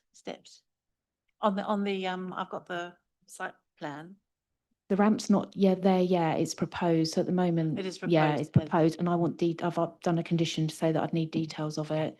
I've also put a condition or an informative on there, just letting them know that if there's an engineering operation, because of the levels, it depends. It says in the application it will all be levelled for wheelchairs, but it depends. That may need planning permission in its own right. So, yeah. Councillor Furman?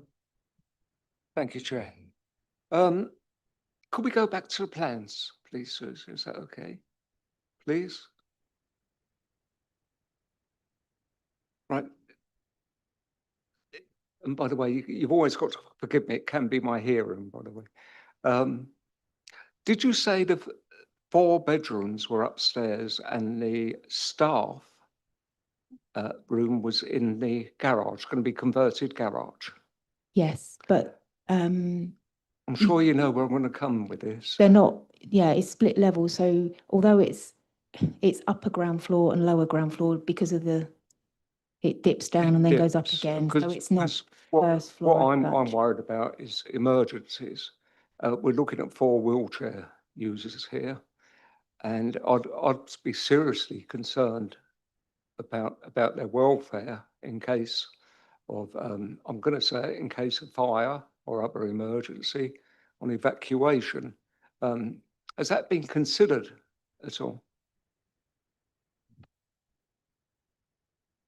Again, that would lie out with outside of the planning remit. I mean, the application before you should change use of the building. Other considerations in terms of fire escape, etc., I imagine would be dealt with under building regulations, or indeed under the CQC, who may have to sort of register it as being fit for purpose in terms of housing wheelchair users, etc. So you're concentrating on the use of the land and the potential development of the land in terms of the physical extensions, rather than what might happen in the event of a fire. Yeah, okay. Do we have any other questions for the officers committee? No? Okay. So we move on to public speaking. Dean Wishart, please, speaking on behalf of local residents, please. Thank you.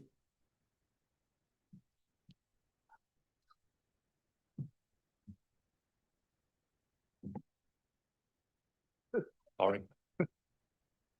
Good evening, Chair and members. I'm Dean Wishart, a director from CC Town Planning, and I'm speaking on behalf of several local residents from Western Fayville.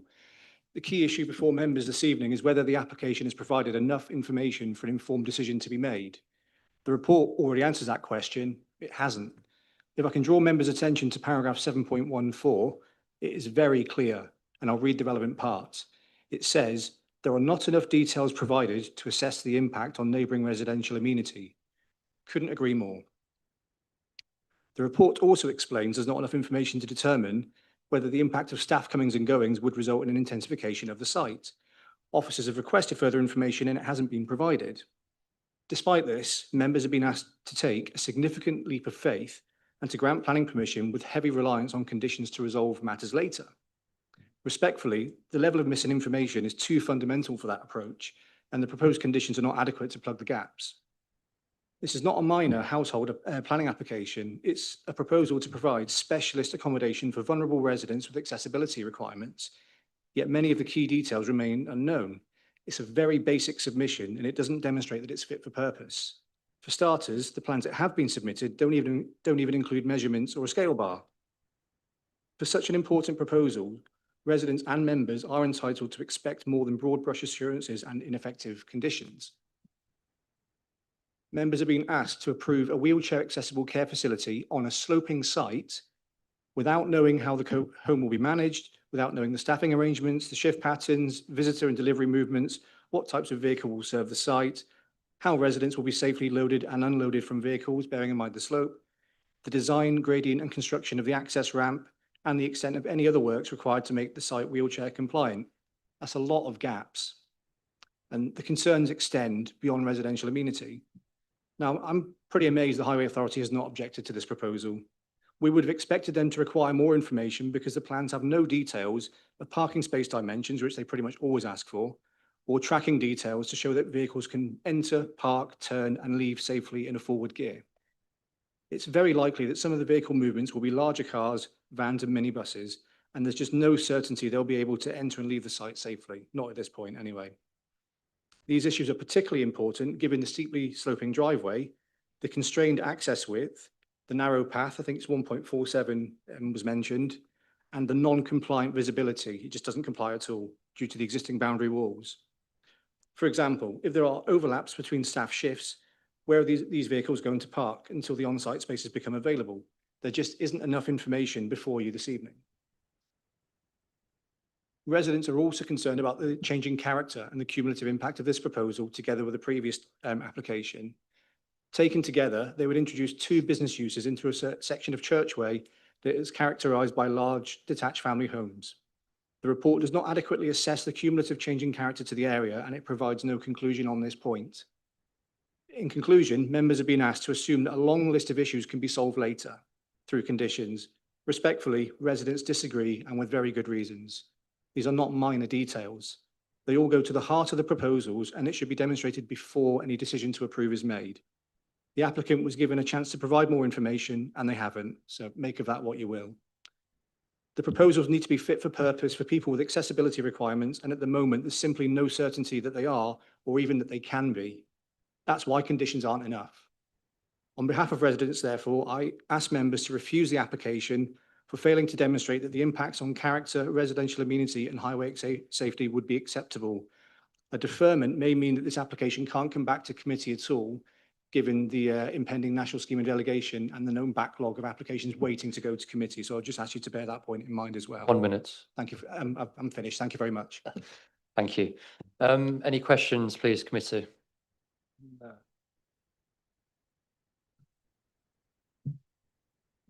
Through you, Chair, to clarify, as officers have alluded to, efforts will be made to bring this back prior to the implementation of the national scheme of delegation.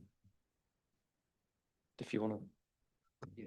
If I just may come back on that, there's kind of two elements to that, isn't there? That even if information was submitted by the applicant tomorrow, that's going to have to be reconsulted on, and that may add to the timetabling issues that the council has in getting things to the meeting. So I just wanted that to be on people's radar. Thank you. Any questions? No, nothing. Thank you, Dean. Can I ask Councillor Andrew Kilbride to step up again, please? Thank you.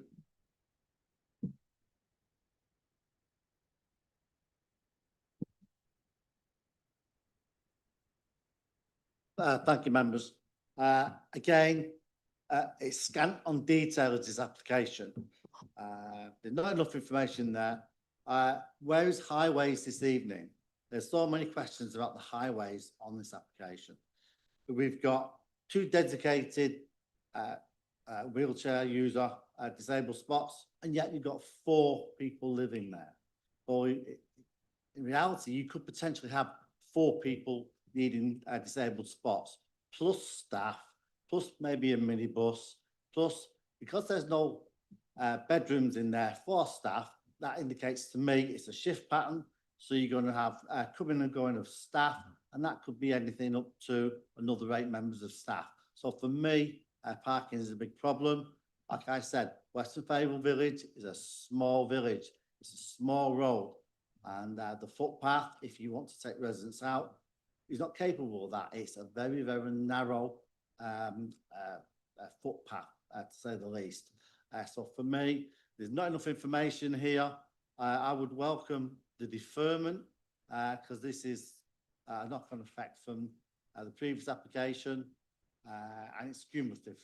And we've also not including this is the knock-on effect of the resident in the middle of these 2 properties.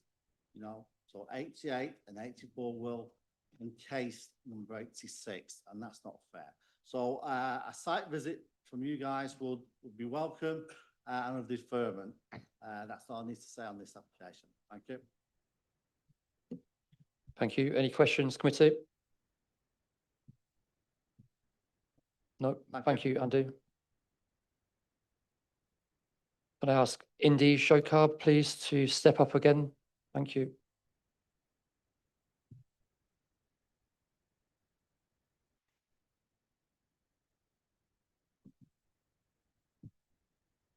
Hello again. Hi. So yeah, we have no reason to delay. We've worked really well with Susie, so we're really keen to keep momentum and submit whatever information you need on the other scheme. On this scheme, so the other scheme got deferred, and we described it as being a modest and small project. This is practically half the size, so I'm really keen to get this one through tonight, if we can. I go back to the planning gains of the project. I go back to what we're here to decide, which is a change of use with some adaptations required. And when you look at it on balance and the planning policies that are being satisfied, I think, you know, there's been a lack of discussion on planning policy today, which has made me a little bit nervous. But when you look at how all the good things that are happening because of the project and the fundamentals that are being met in terms of national and local planning policy frameworks, the planning gain, we feel, clearly outweighs any potential limited harm that may exist, especially with this project, which is half the size of the other one. So I'd like to bear that in mind. We have gone into territory, I think, beyond planning tonight. And I think that's what triggered perhaps, or what underpinned the deferral on the other project. But I can completely understand as well why there's an overlap, because there is, right? So to give consent for a care home, you've got to understand to a large degree what the impacts are going to be. But a lot of the things that we'll be talking about tonight are outside of planning control, and they relate to building control and the Care Quality Commission and regulations that exist outside of planning, which will take care of that part of the project and the actual execution of it in reality. So yeah, I'd just like to bear that in mind. Of course, I'm going to sit here and say, please don't defer like the other one, so that doesn't come as a surprise. But I think there is a material difference between the two projects, and I think that needs to come out, hopefully, in the debate before a decision is made. And I think that's pretty much it, if anybody has any questions. Thank you. Committee, do we have any questions? Oh, Councillor Furman? thank you. Deja vu here. My concerns, and is planning, is the split level. And as you say, this is all wheelchair users, is split level, and their safety has to be paramount. I know it would be explained to by the officers, you know, this will be looked at before any permission is given. But on the other hand, we are looking at giving permission for a change from C3 to C2. So I am worried about that. Also, I couldn't see anywhere for storage for electric wheelchairs again. Maybe you could point that out to me, I don't know. I'm not sure what's shown on the plans, but I think there's enough capacity within the building to accommodate that if it was required, whether internally or whether through a carefully executed external adaptation. We could certainly make that happen if that was a request of a planning condition, for instance. We'd make sure we could satisfy it. But I'm not sure if it's in, so I might have to revert to Susie on this one, on that level of detail. Sorry, can you just repeat that? Is there storage in the building for electric wheelchair users? Is that correct?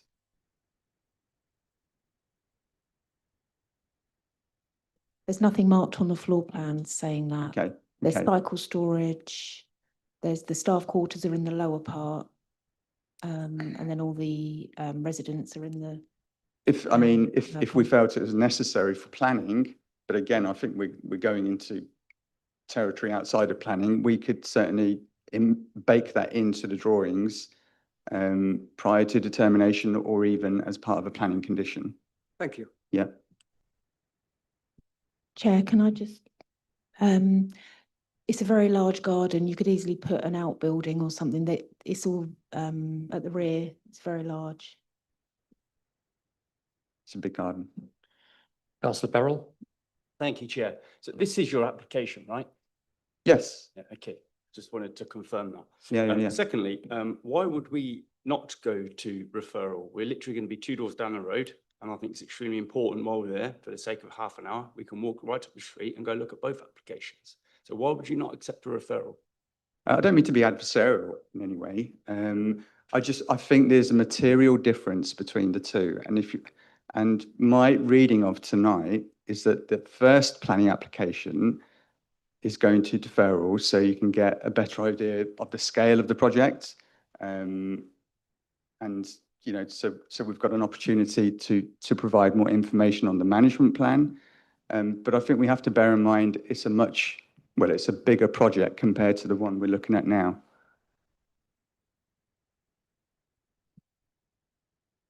Thank you, Chair. I don't need to come back. Okay, thank you.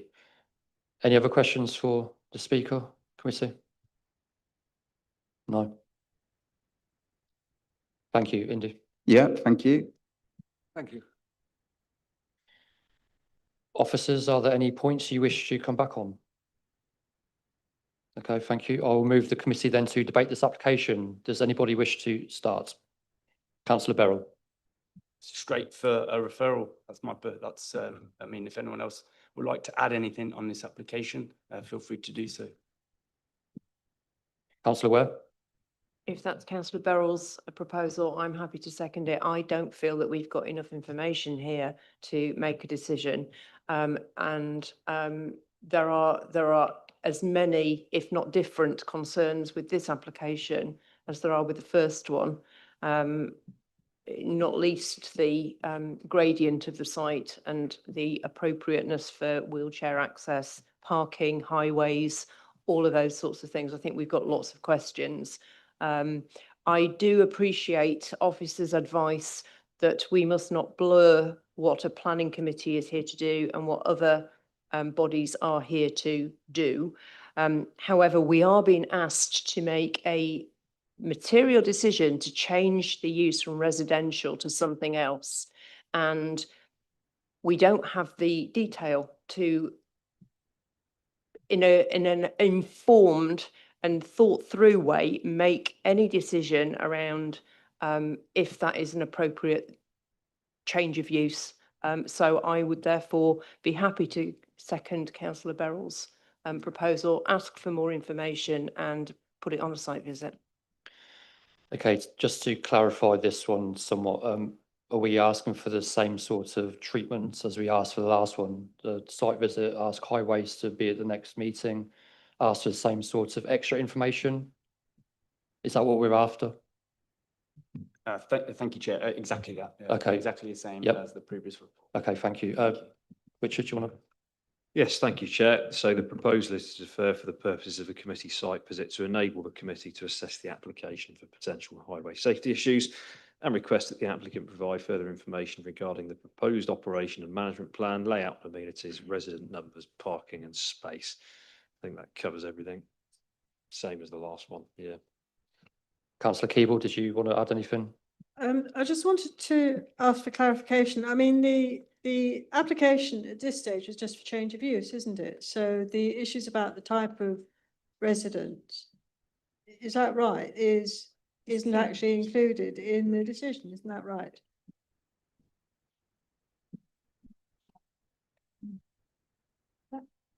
Through you, Chair, that's my understanding, that the application before you, you are correct, councillor Keeble, that the application before you is for a change of use from a residential C3 house to a C2 house for four residents. Thank you.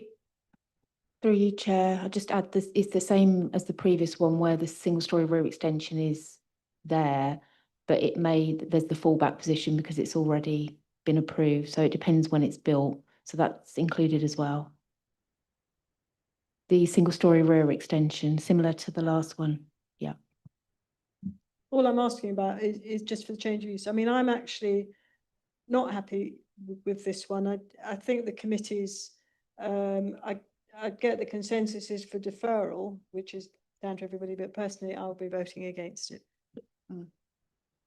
Councillor Breeze, did you want to come in? Yes, thank you. And actually, I think we were probably delinquent in not asking for this detail before we deferred the last one, even though it was my proposal, which I put my hands up to. Exactly what processes are going to go through to make sure that this comes back in October, because I think the agent mentioned new information need to go out to consultation.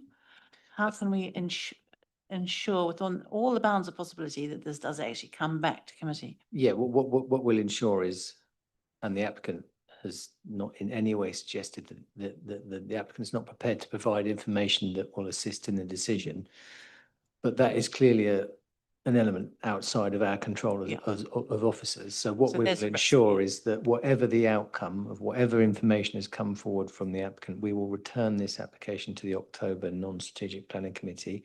We'll give you the advice note on the interrelationship with the Care Quality Commission, because that's within our control. So whatever information has come forward, we will ensure that both applications are reported at the same committee and that the site visit, if it needs to, can take place on both items, and that you will make the final decision in October in the full knowledge that at that time deferral is not really going to be an option, is it? So the agent has spoken of his willingness, and we're prepared. I'm prepared to take that on face value, but the information is provided a week outside that window of opportunity, say, what consultation do you officers need to do on any new information with objectors or with the public on the portal to make sure it comes back to committee in the timeframe? That's the timetable I'm Well, looking for. we need, if information has come in, Provided. we need to provide 14 days consultation. But Okay. if it comes in on the day before the October. deadline for the October committee, we'll just report it and give you that information. Okay, Yeah. okay, right, okay. Made note, thank you. Okay, do we have any other questions or debating points? Councillor Little? Apologies, Chair. I just want to make the point, the speaker earlier made a very salient point when he said, 17.14, there's not enough details to provided to assess the impact on neighbouring residential amenity. And yet officers have recommended this approval. I find peculiar, but I would be voting for deferral. Okay, so we do have a proposal for deferral from Councillor Beryl. It has been seconded. We don't need, do we need to summarise again? Don't we? We've already been summarised, so if everyone's happy with the summary, we will move straight on to the vote. All for?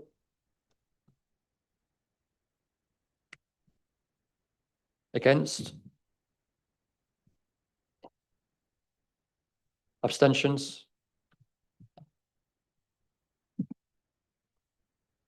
Okay, so the proposal for deferral has carried. 7 for, 1 against. Thank you.